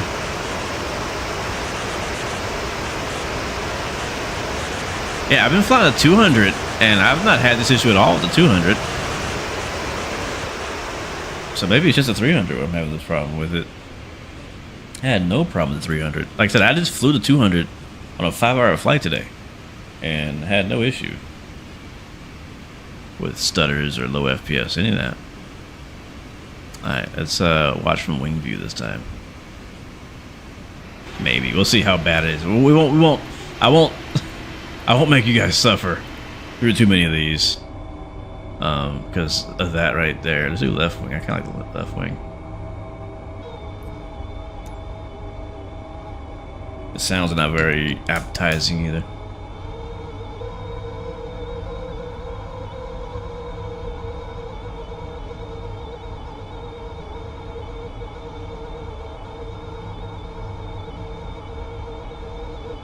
Next airport, RCTP. Let me see, where's that at?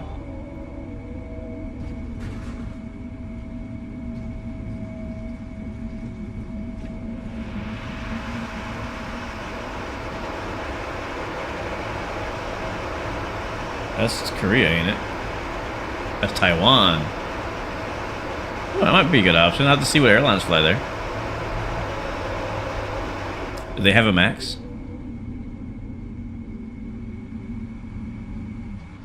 Yeah, that was bad. Alright, I don't really want to... I personally don't want to watch another replay. I'll be honest with you guys. I don't want to. I as much as I love the actual landing, I do not like watching it at 15 FPS or 10 FPS or whatever that was. So I'm just gonna let this thing taxi, and I'm gonna say goodbye. Jump in chat and let me know where you're watching from. You guys kind of did this a little bit earlier, but I want to know where you guys are watching from. Jump in the chat. Let me know where you're watching from. I can say what's up to you before we bounce. And then, like I said, I don't know if we'll be back tomorrow or not. I may try. We'll see. It'll either be tomorrow or Thursday. But we have a request for Taiwan in the chat, and I want to look up what airlines fly to Taiwan, and if anybody has a max out there. I'm definitely. I don't know. I'm gonna have to do a test flight maybe before I do a flight, which might push the stream back a day, just to make sure the max performs okay and not like this. You know what I mean? So let's see, RCTP. I know there's a scenery for that. I might have it already. I might already have a scenery for Taiwan. Of course, there's an A330 that flies from Shanghai to Taiwan. 787. 787. Oh, Max. From Kuala Lumpur. That is Malindo area. We're not flying that. There's a regular 737 that flies Jeju Air. Never heard of that one. Jeju Air from Gimhae. No idea where that is. Looking on FlightAware. I'll look around. We'll see. We'll see what happens. What do we got? We'll see what we got. Well, Christopher from Minnesota. Thank you, man. I appreciate you. Hopefully we'll see you at Flight Sim Expo in Minneapolis. Mr. Wizbowski from San Antonio, Texas. Welcome to the stream, man. Yes, this is a stutter flight sim. MSFS Microsoft Flight Stutter. Flight Eagle, good to see you though. Appreciate you. Texas Kelva, appreciate you as well. Kelly Thompson from Kruger National Park, South Africa. Appreciate you, my friend. Anyway. Sherman, Texas. Shout out to you. Shally. Viajet or Air Max. We'll see. We'll see. We'll see. We'll see. We'll see. But guys, all you guys who came through and hung out with us today, I greatly appreciate you as always. And yeah, next we'll be back out, hopefully in a Max. We'll see. I might do something different. It might surprise you. Who knows? You never know with a Blue Game stream. But guys, it's been fun. Have an amazing night. Until next time, remember, you have 3 choices. Give up, give in, and give it all you got. Peace, love, and God bless you. I will see you guys next time, next video. And don't forget, you are the answer. You are the answer to somebody's prayer. So don't give up. Get in there. Lock in. See ya. I'm out.